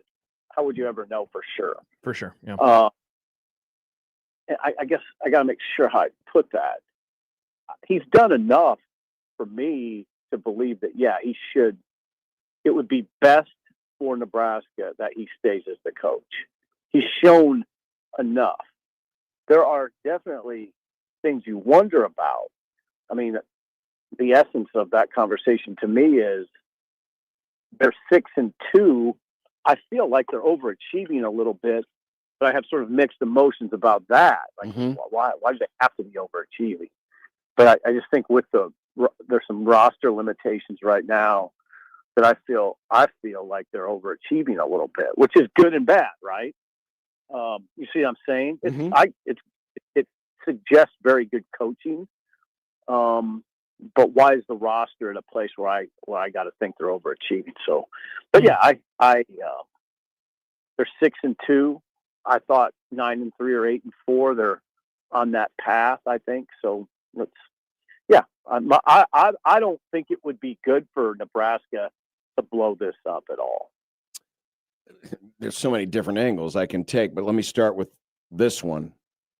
I would be stunned when this announcement happens that Matt Rule is sticking around, that there isn't some kind of announcement made about either redoubling your efforts or getting more commitments for NIL because of how Matt Rule went so hard in the paint 2 weeks ago about that very subject and getting that money for those players. Are you in the same agreement that whenever we get this Matt Rule is staying announcement, assuming we do, that there isn't something in there about getting more money for the players? I've never seen that, but in this world, I don't rule anything out. I don't know what that announcement would look like. I don't either, but you know what it is. Just given how large of a conversation it was at his press conference a couple of weeks ago, right? Yeah, now here's the way I think about it. I wouldn't expect that to be tied to an announcement. I think that, or if it's not tied to it, that at least we don't hear something about it soon, either before or after the announcement, and not like months down the road, but like, maybe days down the road. I don't even know what that announcement would look like. I guess what I know. Is, I don't expect there to be some sort of official announcement on how they're upping their ante to pay players. I wouldn't expect that. I could be wrong, but I wouldn't. Now, or maybe it comes from 1890. Yeah, or just it doesn't come, but it just happens and they do it. Sure. Without an explicit announcement. That's the only thing I'm getting at. I think you're probably maybe onto something, but I just wouldn't expect it to be we're extending Matt Rule and we've upped the ante for our roster. I don't see how that would work. Or even if you can't make that announcement or can't verify that announcement, that those promises aren't being made behind the scenes. 100. Now that's what that's what I was getting at. Okay. Yeah, I think that those promises can be made without laying it out in a press release. So, and you kind of hit on this. What's the biggest con to doing this for you? Is it just in an era where you have a new line item for paying players that you suddenly are on the books for more time and more money to a head coach that, I mean, Seb, what if they announce it in like 2 days and then they still have a tough November and it doesn't go very well and everyone's like, well, crap, is that the right move? Well, that's the only con. I mean, this is just a wager, really. You're just betting on Matt Rule, right? It's kind of a big wager is the way I look at these things. But you don't know for sure. Is there a con? I don't see a major con. I mean, the only con is what you laid out, which is, it's hypothetical. I don't know. I don't see a major con in that. And if you announced it right now, because as I said, I believe that he should get an extension, or at least he should be the coach here. Now, it's a tricky conversation for me because, okay, now we're talking about an extension. What are the terms? He's already going to be if you just line up his current deal with Kurt Signetti's new deal, Rule will be making more in 2012, right? Or 2027, 2028. Yep. his current deal is more than Cignetti will be making in 2 years. Mm-hmm. So now, what are we talking about? Right. What kind of money are we talking about? That's why I hear extension. Yeah, okay. What are the terms? I mean, to me, it doesn't mean anything without terms. So I want to see what the terms are. And I don't thus, think he can extend his years. He's already his contract's already. He has 5 years left, right? correct. And that's why what John No, said 5 earlier. years. Well, the con here is and today, Sip, our game rewatch is the 2007 Nebraska USC game, which we all know went very, very poorly for Nebraska. And 11 days before this game, Bill Callahan got a contract extension. And of course, we all know what happened there. The con is if this season Goes sideways and they don't play well in November, they lose in the wrong ways, they lose to the wrong teams, or they just flat out lose, then the con becomes, and we did this for this. That's the con. Of course, you're hoping that doesn't happen, but there is your con. Well, when you ask me the con, I'm talking about as I sit here right now. Yes. Not based on what could happen. Sure. Right? Because you go, yeah, I mean, I don't like. I heard the question as we sit here right now. Of course, yeah. If he loses 7 in a row, it's bad, and you've lost the bet. That's why I go back to the wager. Mm-hmm. That in 2007, Steve Peterson lost his wager. You're just betting on your coach. Yeah. Right. That's essentially what you're doing. Sure, you are. And so, no, again, I just go back to I don't really see a con here. The only con in my eyes is if you announce this. We don't know the terms. We don't even know what's happening. But if it's announced and he's like the top 5, one of the top 5 highest paid coaches in America, that you could formulate a con in saying the optics aren't great for a coach who's 0-7 against the top 25 in Nebraska, 3-25 all time against ranked teams. 0-7 at Nebraska against ranked teams, 3-25. And now we're paying him. Are you going to pay him top 5 in America? That to me, you could formulate an argument that that's a con. Sip, right? Yeah. Moving away from the coaching discussion, I wanted to ask you about your column today because you wrote about Emmett Johnson, who is, having a tremendous junior season, obviously.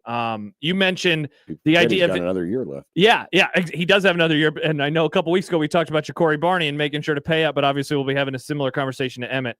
You said, we're talking about all Big Ten caliber players. Do you think he could be a first teamer, or do you think at this point, given the Justice Haynes is rushing for pretty much 20 yards more per game right now, is averaging more than a yard per carry more, already has an extra touchdown on the ledger versus Emmett's 9, even though he's played in one fewer game, is second team the best that he and Nebraska can hope for at the running back position?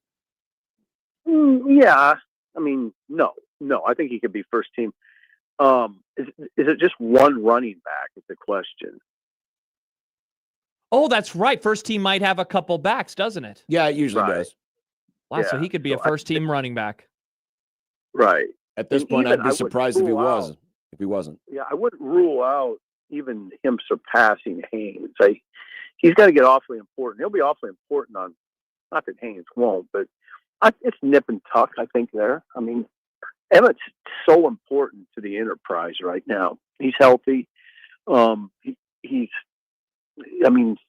got to ride him pretty hard now on Saturday, and probably going forward. So, yeah, I think he has a legit chance. And it's a development I didn't expect. I never thought we'd be talking in late October, when we were in August. I didn't think we'd be talking in late October about him being second in the Big Ten in rushing and having the kind of year he's having. And no doubt 1,000-yard back. He's taken his game to another level. Right? And he's developed extremely well. Barthel, for some reason, gets no credit in that. I don't understand. I didn't even give him credit in my column. I should have. He doesn't fumble. He's fumbled once this year in 146 carries. He's doing everything as well as he can. He's not the most gifted back in terms of size and speed, but he's as tough as they come, and he's got good instincts for the position. He sees he has good vision. But I think the hallmarks are his toughness and he's good. He has a really good jump cut. He does. Steve Sipple joining us from HuskerOnline.com. What, in your opinion, and I don't know how deeply you've looked into this matchup yet, but based on what you know today, what is Nebraska's strongest attribute going into this game that can help them win this game against USC? Emmett Johnson is what it is. I mean, you have to. Yeah. It's pretty classic. I mean, obviously USC's strength is its offense, which is number one in the country. It's number one in the country in yards per game. It's number one in the country in yards per play. It's averaging 42.5 points per game, which is fifth in the country. That's where their best players are, is on that side of the ball. That line their offensive line is much better than their defensive line. It is, and that's I say that because you can run it on USC, and that's when Emmett is ready to roll. He's healthy. I mean, this is another game where I would expect if Nebraska's going to win, he's probably got to get it 25, 27 times. They got to have the ball enough to get him 25 to 27 carries. You got to keep that offense of USC's off the field as much as make sense in the flow of the game. I'm always a little careful in that conversation. You're going to have to score some points to beat USC. Mm-hmm. And it's even more, his Emmett's significance is even more profound because USC's very good red zone defense. You're going to have to run it down there. As you get closer to the goal line in the field, everything shrinks up and their length looks even more significant. It just makes to me, it always makes the most sense just to try to run it. So yeah, Emmett's gigantic, and that's what chance they got. Yeah, and Sip, the other side of the ball, we spent a lot of time Nebraska's offense versus their defense. This USC offense is 8th in the country in terms of plays of 20 yards or more. Nebraska's defense, I don't know how many people know this. Nebraska's defense right now is tied for 12th in allowing plays, long scrimmage plays. But when you look at passes, they're tied for first. Pretty much all of the big plays are coming on the ground. And I wonder, John's been looking at the havoc stuff all season long. Like, can Nebraska get enough pressure on Maava? Because they have not been doing that. If they could do that, that is such a massive game changer, because then you can't get big passing plays in theory because your quarterback is under pressure. If Nebraska can have another good day in not allowing those massive plays like that, I think that's where the game is ultimately going to be decided on Saturday night. Yeah, it could be. You're talking pass plays, Josh, and run play. I mean, that's where Nebraska has been leaky is the run plays. Yeah, I'm more worried about USC's running game. Yeah, right. Yeah. Lincoln Riley's teams they run, and that offensive line is big and athletic. Emphasis on athletic, pullers, movement, gap scheme. They will mess with you, and this is a different sort of offensive line that I've seen most of this. So more athletic is probably the best way to put it. So no, that's my biggest concern, and it is concerning. Nebraska doesn't get to the quarterback very much. It just hasn't. They got to go. They got to commit extra guys to get their 6 a lot of the time. So you're giving up a lot in the passing game. Butler's got his hands full here. So Holgerson's got to help him. It has to be complimentary football to win this game. It just has to be. Confidence level. Sorry. Go ahead. And Eckler. I mean, I was going to won a couple games because of Eckler. And they did well here. Yeah, I was going to ask you. Do you think that Nebraska, forget about just being good at special teams, do they need a big special teams play to win this game? Yeah, or 2 maybe. Yeah. Yeah, you do. Yeah, I think you got to come up big in some form in that phase of the game. I really believe that. Sip, you have been covering this program now for 3 decades. Where does Eckler rank in terms of impactful assistant hires or coordinator hires, which obviously he is? Because in my time following them, which starts in full in 1997, it's either him or Bo in 2003. Yep. I mean, those are the only two in the conversation. Is there anybody else that would even be in the convo? Well, I mean, when you go way back, yeah, you'd have to put Osborne in the combo because he called plays in 5. Yeah. I mean, he called plays for 5 national championship teams. Now, he was the head coach for 3, but he was calling plays. But he called plays for Savannah. Yep. That is impact, right? Oh, yes. Yeah, he's number 1 with a bullet, but if we go past Osborne, Yeah. Pliny, when he arrived on the scene in 2003, yeah, he had a huge impact, gigantic. He flipped it, right? Seldom have you seen that, Josh. So you're right. Eckler flipped it. Yes, I mean, it's gone from me coming on your show and us talking about special teams in this manner, where we say, well, there was nothing last year that was in this game cataclysmic. Okay, so that's good. They avoided complete catastrophe, so that's a win. That's what it got to be that bad. Now we get on these shows and we talk about, oh yeah, he's probably worth 2 wins right now. They'd probably be 4-4 without Eckler. I don't know how much more I need to say other than that. Without Eckler, they'd probably be 4-4. Now think about the nature of that conversation. Yes. Now that's value. That is real live value. And I think you'd agree. That's probably the case. They wouldn't. I don't think they'd have 6 wins without him. So, what more can I say? Sip, it's only Tuesday, so I don't want to use. And the weather's been very gloomy out there, Yeah, so I don't. probably loves this crap. I don't want to use it as my guide. But do you think by week's end this place is wrapped up in a frothing, rabies-infested rage? Like we saw something approaching Colorado last year for this game. I guess I'm asking what are you anticipating with the blackout, the night game, the importance of the game? What are you expecting in terms of how the atmosphere is going to be on Saturday? I don't know that you could. I don't know that. I don't know that I'd go so far as to say it'll be like the Colorado atmosphere because there's so much hatred attached to Colorado, Nebraska. There's pure, real hatred that you can't drum up. You can't. It's not contrived. I think if you try to do that with USC, it would feel really contrived. But that doesn't mean this can't be an atmosphere like I would say, like the Michigan game when they had Aiden Hutchinson, whatever year that was, when Adrian dropped the ball late in that game. I hate to put it that way. That atmosphere was tremendous. Yeah, it was. It was tremendous. It was charged.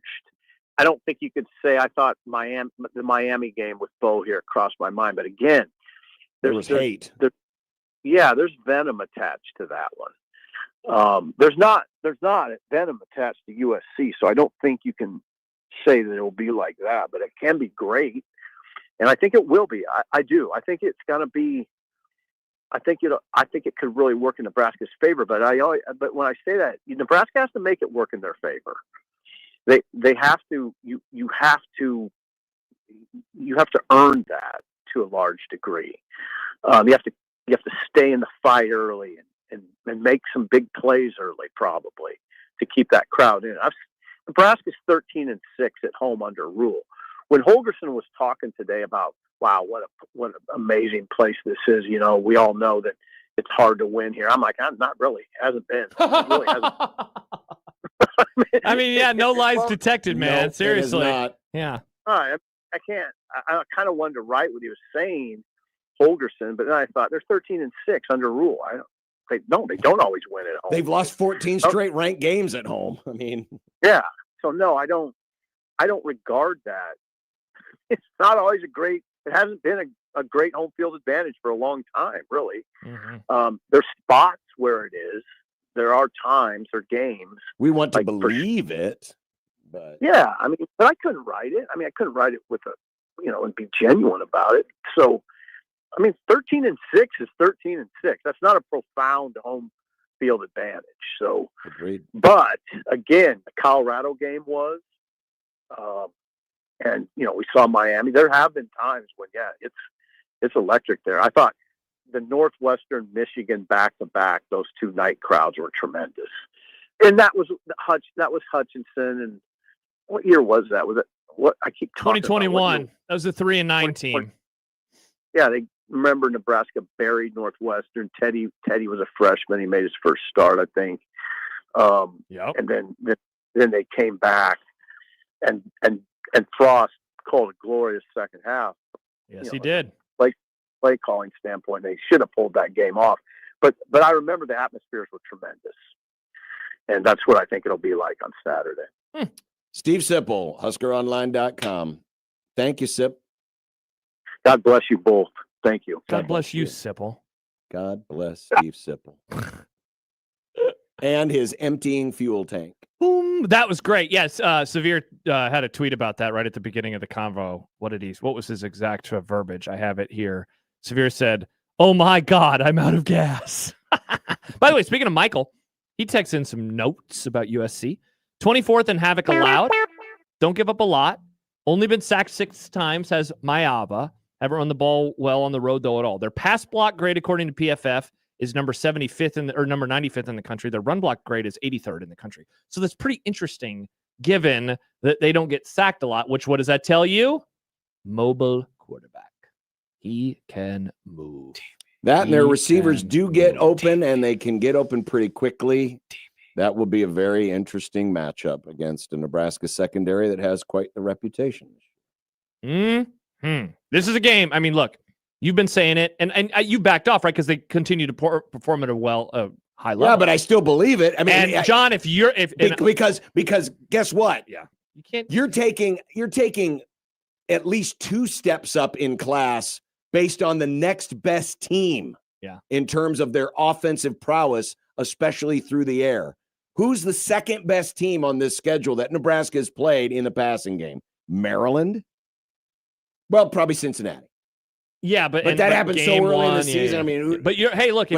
This is a massive step up in class. Yeah, this is the game, I think, where I personally am most concerned, because a mobile quarterback being able to move outside the pocket, and those guys they're also going to be going up against the best receivers collectively, right? So it's just a potential recipe for a really tough game. So you would love to see some pressure by Nebraska's defensive line. You would love to see that. And, do they bring plus pressure as well? Given, again, the number of plays that they have allowed that are more than 20 yards, pass plays this season, is tied for first in the country I clicked on the wrong one. It's 10. They've allowed 10 pass plays this year of 20-plus yards. They're tied with, you ready for this? Indiana and Ohio State, the team they're in front of, Oregon. You're talking about national championship contenders. That's what they are. But run game-wise, that's where the problem has been, and we actually saw this versus Northwestern, John. They are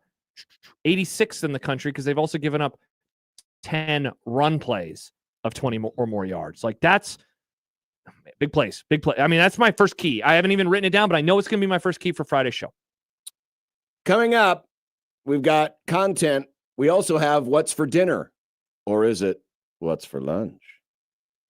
On 1620 The Zone. But first, Josh Peterson here for KRT Athletic Muscle Cream. You can visit the website today, krtrelief.com, and find out more information about the great product, the muscle cream that will help you get back outside, or perhaps you're an inside workout kind of guy, because their fast and effective pain relief cream is designed to help with a variety of ailments, back pain, deep muscle pain, cramp pain, and more. And it's good because you can use it before, you can prepare your body, you can use it after to recover faster. Not only will it soothe tired muscles after a workout, it's going to accelerate the natural healing process. Or beforehand, it's going to prime the muscles by increasing blood flow and oxygen delivery, allowing for a more effective warm-up. I've seen it work great for me on both ends. I've used it before as I was really going through it earlier this year with my hamstring, used it before workouts, was feeling way better inside of them than I had.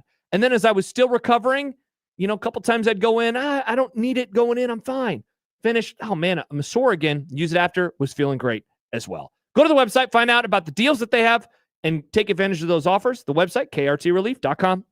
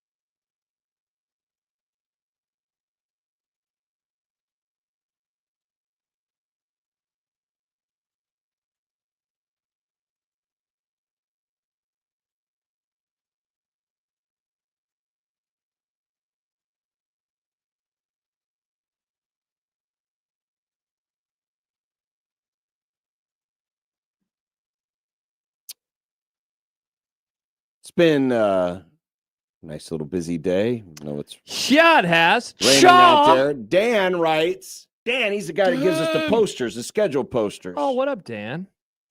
My pick for Nebraska is still 8-5, although I considered changing it to 7-6 after Minnesota. I think a lot of people considered going to 7-6 after Minnesota.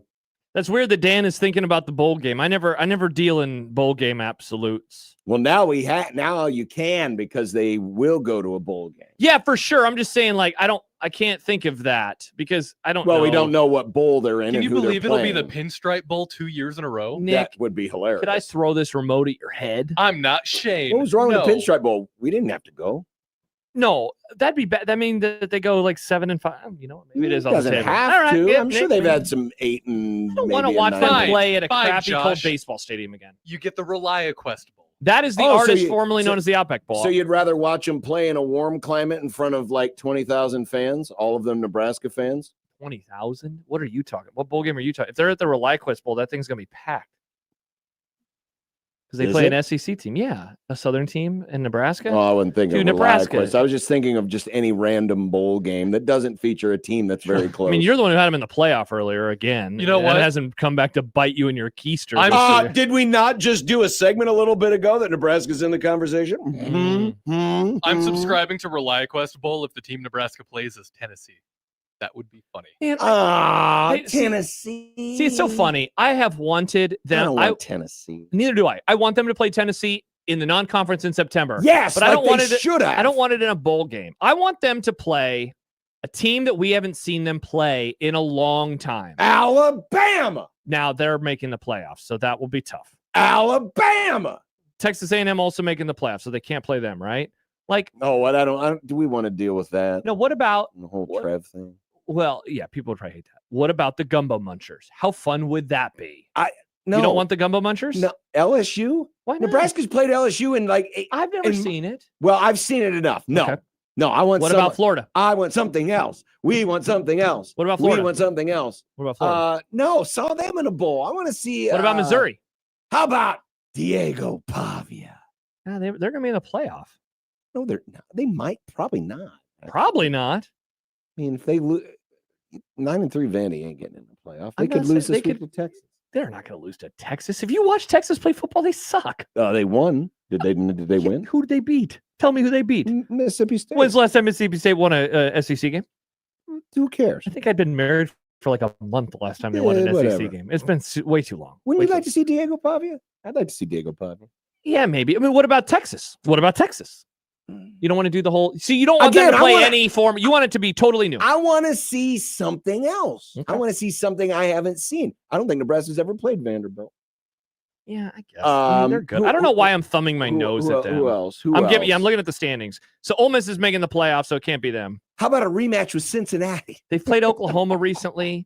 Could I talk you How about in? no. Auburn? I don't want Auburn. Yikes. What about UCF?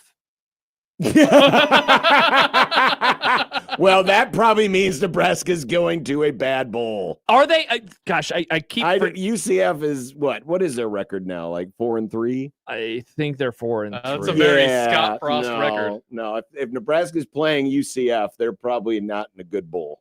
All right, I'm sure. Okay, here we go. Sam McEwen put out the bowl projection. Sam, you are a godsend. Thank you very much. So here we go. Because nobody else on earth is doing bowl projections. Oh, you stop it. Okay, there is one Big 12, Big 10 game. That is the Rate Bowl the day after Christmas. We call that Boxing Day, John. We don't call it that. America's Hat does. That's in Phoenix. Oh, you're out on Canada again? You just keep flipping and flopping back and forth. That is in Phoenix. That's the only Big 12 game. Otherwise, it's ACC in pinstripe and then a bunch of SEC. Though they could play in Las Vegas, a Pac-12 team that is in the Big 10. Oh, God.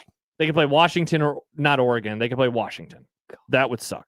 Yeah. Because they play Washington next year. Yeah, and we've seen that too. Yeah, I don't know. Ask me when we get closer. Okay.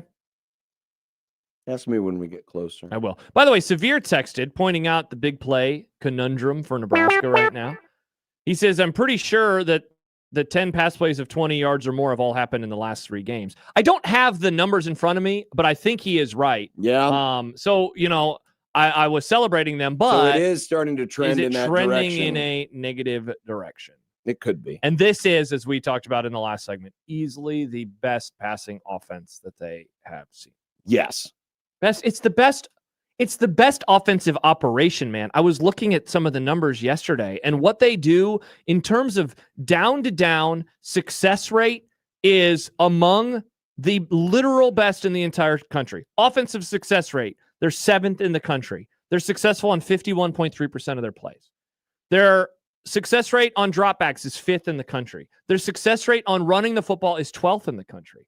I mean, John, this is easily the toughest offense that Nebraska will play this whole year. They will not play a better offense. Well, if you look at the charts, let's see if I have one here. I might have one.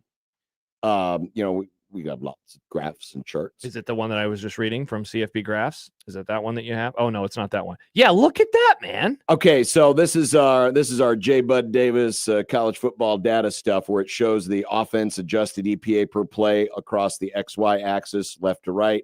Right is good, left is bad. North south is the defensive axis. Look how far to the right USC is. You know, when I think Southern California, I think far right. Well, that's exactly where USC is. There isn't anybody else close. Yeah. That's how good they are offense. And remember, this is adjusted for opponent. Yeah, because they were kicking ass earlier this year against bad teams, and they're continuing to do it against Big Ten teams. Now, of course, Nebraska, their success rate has been good. 24th in defensive success rate this year. 11th versus the dropback, 58th versus runs. Like, they have been good. USC has just been a little bit better. And so can Nebraska find a way to get some, I mean, like, man, I don't want to do low-hanging fruit over and over on Friday, but it's like going to be about takeaways and stuff. It's like the ball is going to have to bounce their way a couple times. If it doesn't, I just don't know how they do this. And maybe that is why, that and the malaise of the week, you asked the question of Sipple, maybe all of those things are why there is this lack of a big game. Well, I don't want to get too far ahead of my skis on this, because it is only Tuesday and the weather has been gloomy, and people are still sleepy after 18 innings of baseball. I mean, well, let's see how things feel. Think it's the Dodgers game that's keeping everybody a bit sleepy with the absolutely. Okay. Let's see how things feel on Friday. Okay. Let's see how things feel on Friday. By the way, real quick, notice on the graph that I have up there. Iowa. I know. I already admitted I was wrong. We're moving on. No. I just wanted what? Nebraska slowly, but the offense has now matriculated to the wrong side of good. Right? Correct. Wrong side of the wrong side. The wrong side of good, Dad. That sounds like a Western novel. The defense is still considered above average. Wow, Nick, maybe we should make a poster, like a wanted poster from the 1800s, where Dylan Raiola's in the crosshairs and it says the wrong side of good. But this is just among Power 5 schools. But Nebraska, according to their adjusted EPA, opponent adjusted EPA, I mean, Josh, could you say they're in the bottom third? Who, Nebraska? Of all teams offensively? Yes. That looks bottom third to me. At the very least, bottom 40%. Yes, I think you're right. I think it's bottom third. There's not very many teams that are to their left. 1, 2, 3. And yes, Iowa is a skosh ahead. A skosh ahead. Fart noise. I was wrong. Congratulations to Iowa. No. I'm not doing it to pick on you. I just wanted... Hey, Farron, way to go to sleep before the end of your game. You're a baseball man. I would never do that with the NFL. I would stay up all night long. Oh, by the way, Severe... A great point. How many more damn stats? Save your stats for no. This 16-20 the pregame. I would agree with you there. But no, he says John is a little crazy.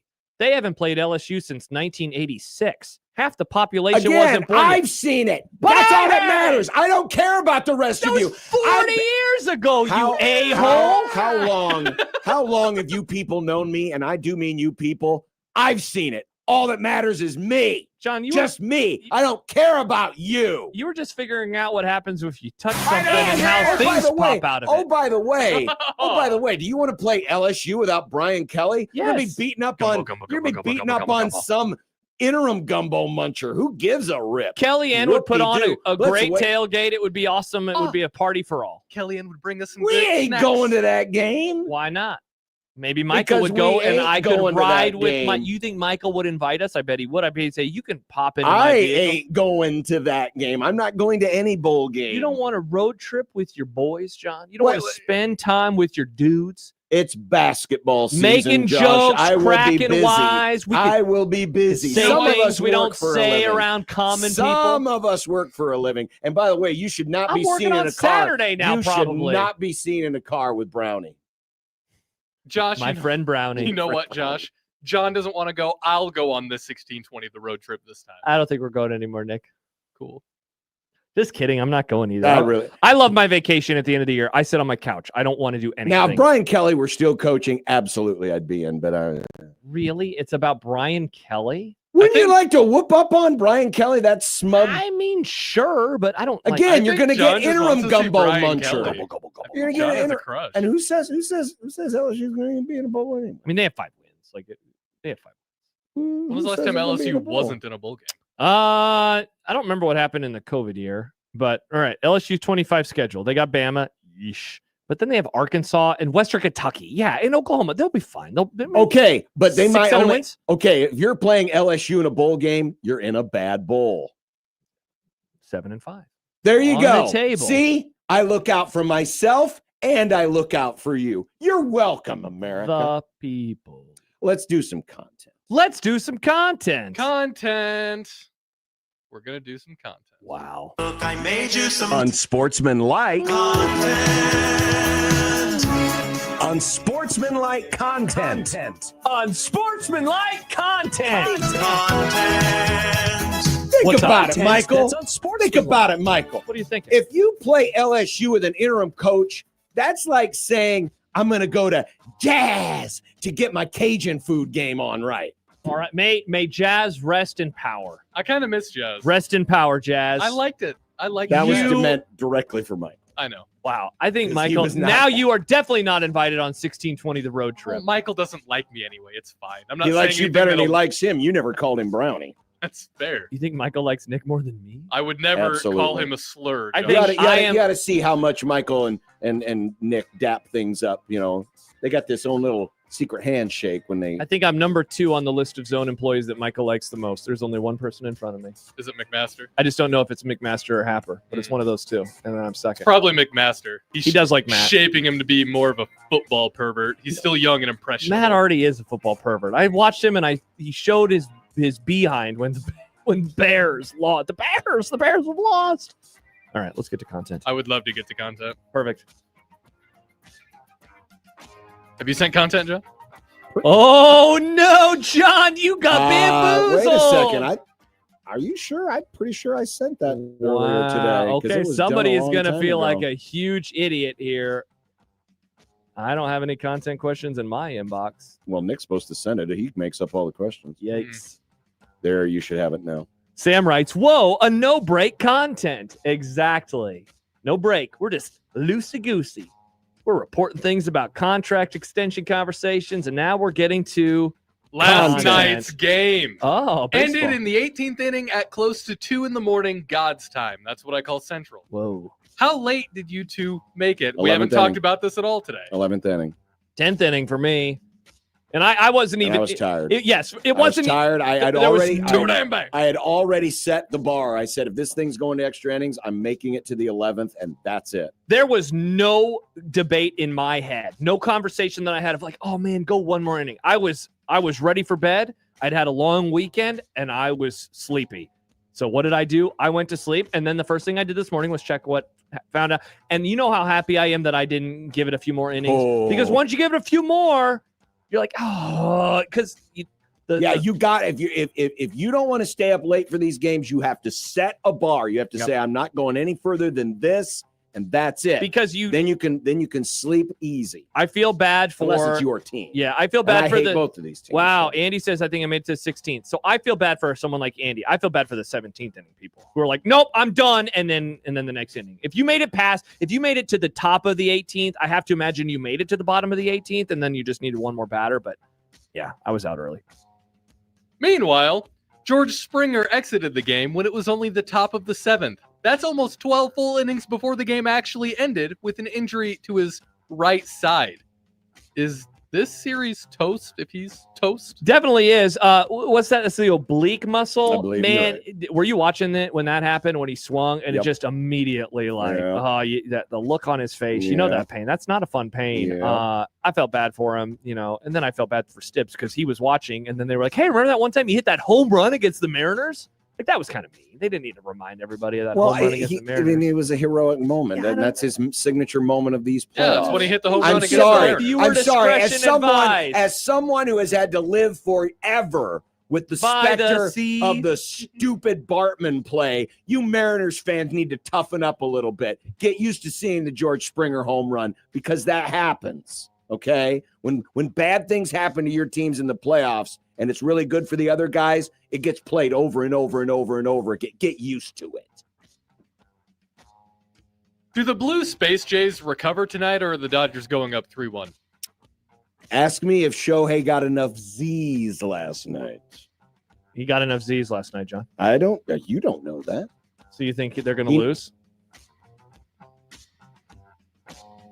If Shohei pitches beyond, will they even let him? If he goes beyond 6 innings tonight, Toronto's losing. Dodgers win. Congrats to the Dodgers on going up 3-1. And then it'll be a sweep and it'll all be over. A gentleman's sweep. 3 Blue Jays showed up on ESPN's top 100 players of the 25-26 season list. Wait, is this baseball again? Nope, I said Blue Jays, not Blue Space Jays. Thank you, Nick.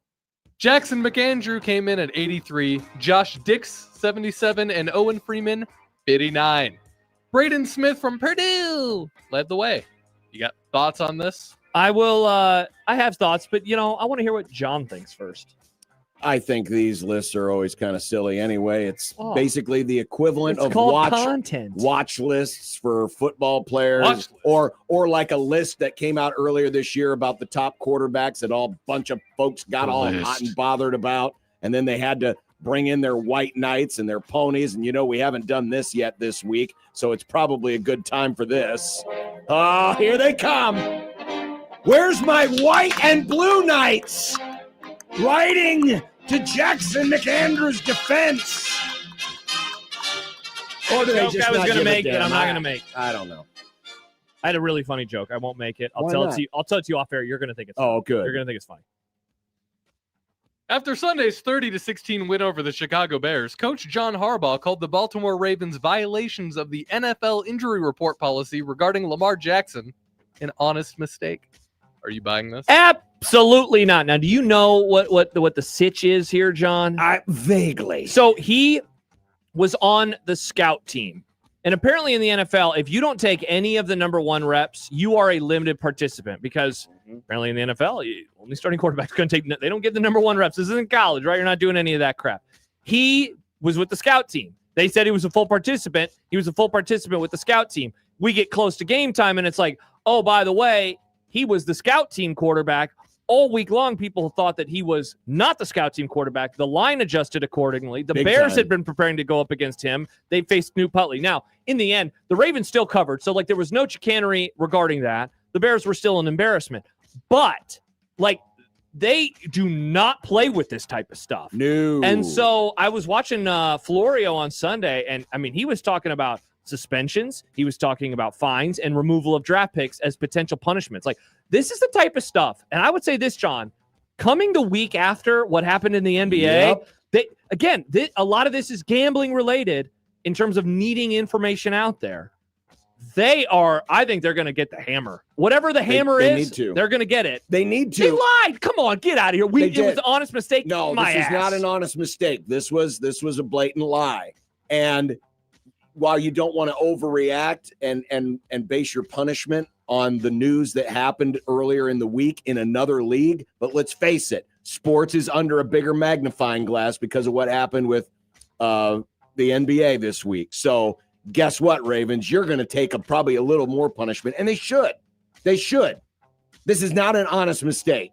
They know the rules. They know what the report says. They know what their procedure is if their quarterback is at practice, whether or not he's taking first team snaps or scout team snaps. Yeah. They know these things. They knew and they let it happen. Somebody is going to pay for this.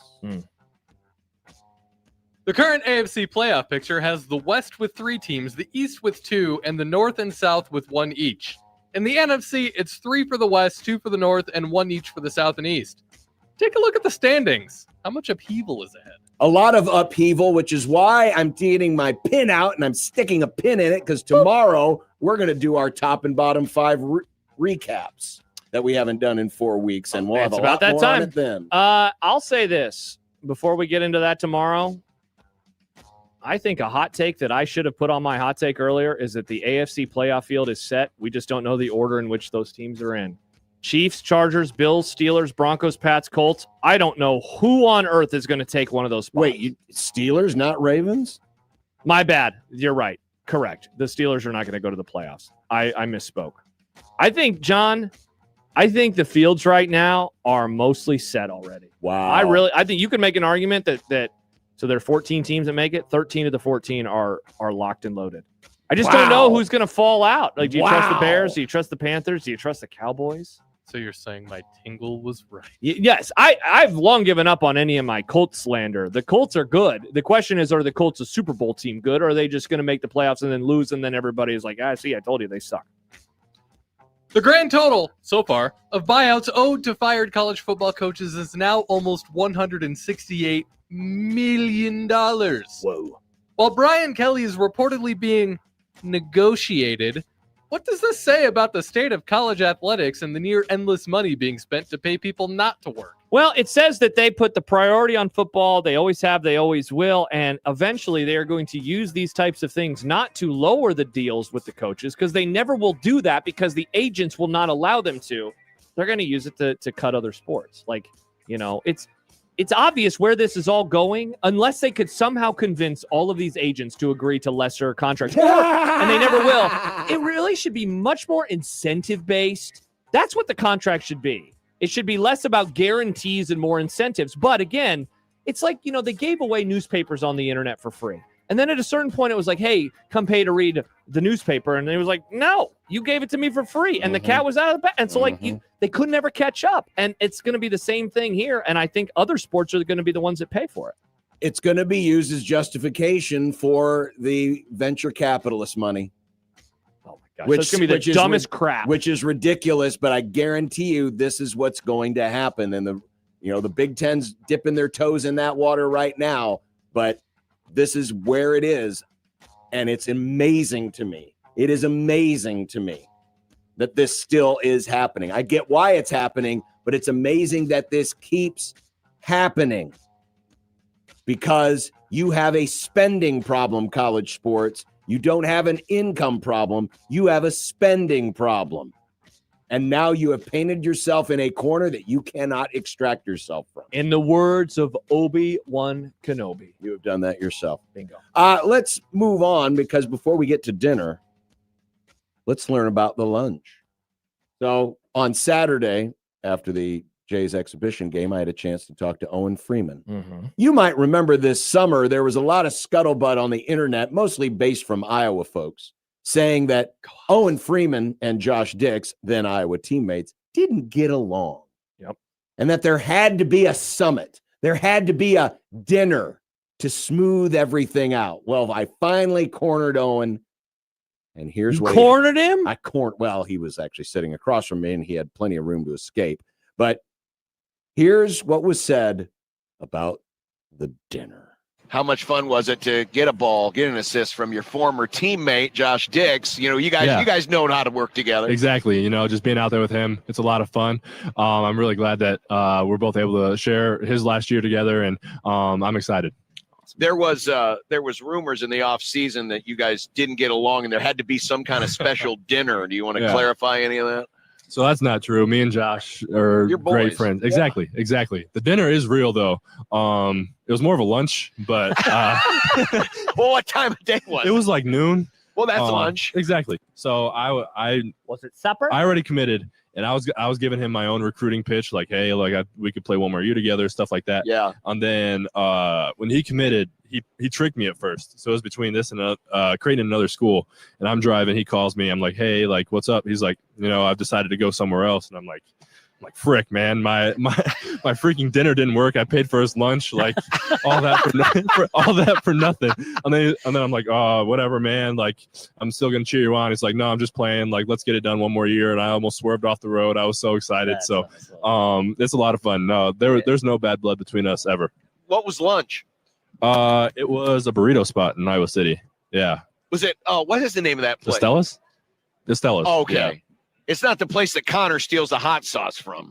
Pancheros. Do you like their hot sauce? Yeah, I could get down with some Pancheros. He steals their hot sauce. He literally goes over there. Connor gets a high five. They don't pay me anymore, but that is excellent stuff. Connor was sitting just a few seats down, and as soon as I told him about this hot sauce, Owen reached over and slapped high five. That's good stuff. Because I saw the photo. Happer tweeted a photo on Saturday night. That's awesome. Pancheros. That could be a drop right there. Coming up next, what's for our dinner? Oh! On 1620 The Zone.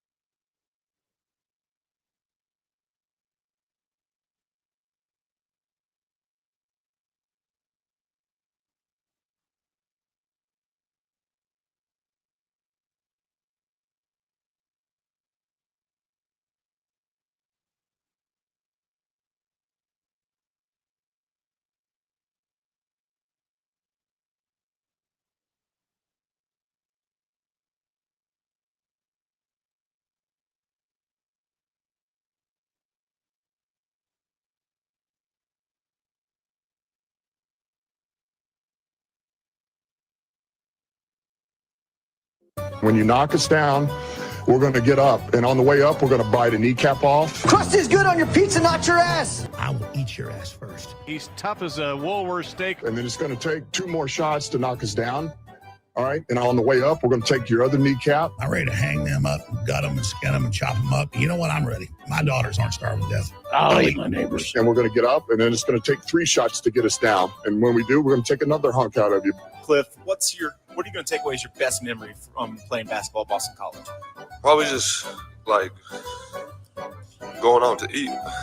I'm wish casting, but I saw chicken in the crock pot. I'm kind of hoping for burrito bowls tonight. Ooh, dude! Ever since we got the rice cooker, it's a game changer. Rice man. cookers kick ass. and then we also got the new bowls. They're bigger bowls, but they're shallow. They are perfect for burrito bowls. I know what you're talking about there. Hell yeah, John. I know what you're talking about. And you know what? I can make them just as good as Chipotle. Wow, that's a take. They're good. They're very good. Tonight we are having spaghetti, and we had cheese bread when we had the guys over on Sunday, and so I'm going to have, I'm going to have a cheese bread. I'm very excited. Her spaghetti rocks. Mamma mia. Mamma mia. And then we're going to watch Weapons. Nice. Last night we had what I call to is bar food night, so like pizza rolls, had some like baking pretzels. Pizza rolls bar food. Good Yeah, question. sure, That's a good dumb debate. French fries, whatever. I don't know about tonight. Okay. We'll figure something out. A story reported from New Orleans. Nolans. A truck hauling rhesus monkeys from Tulane University crashed on I-59 in Jasper County, Mississippi. The monkeys are about 40 pounds each, aggressive, and may carry hepatitis C, herpes, and COVID. What? All but one have died. No, not COVID again. Officials say if the remaining monkey leaves the wreck site, it'll have to be shot. Could you imagine having hepatitis and COVID? Wow, that's a tough look. Forget about herpes. I did forget about the herpes thing. But your generation doesn't do those relations anymore, so the herpes does. That's good. I mean, people forget cold John, sores are herpes. you weren't doing those relations either. So, I mean, maybe you and Gen Z are reaching across the time continuum aisle. It wasn't my choice. Yeah. Well, that's an even tougher look, John. Yeah, I believe there's a name for that. Sorry. All right. You going to watch some college football tonight, John? Hell no. It's game 4 of the World Series. Oh, you're going to watch that? Yep. You're not going to watch James Madison, home of Nebraska's, well, maybe not their future head coach, because Matt Rule perhaps is staying in Lincoln. Perhaps. Texas State, they're playing Texas State. UTEP playing Yeah, Kennesaw no, I'm tonight? good. I'm good. Okay. I'm running baseball. The NBA, it's on Tuesdays. It's on the NBA. What channel? Tonight is, I believe, an NBC and Peacock night. Yes, because remember I saw that the maps. Are the Boss Orleans Horkings playing tonight? What? The Boss Orleans Horkings, my favorite NBA team. I don't know. I see what you're doing. Let's see. Wizards. No. Hornets Heat. No. Knicks Bucks. I don't know. Garbage. Garbage, NBA. Garbage. Knicks Bucks Clippers Warriors, maybe? I don't know. One of those games is on TV. World Series it is. Let me know when the Magic and the Wizards play each other, because that's my favorite combination of things in sports. I will let you know, Nick. It's funny, John. Mike Schaefer, Mitch Holtis, Dumb Debates, and who knows what else. If any news breaks, we'll be here to talk about it. It's our job. I hope it doesn't break tonight. I want to watch the movie. If it breaks, it breaks. What else are you going to do? Bye!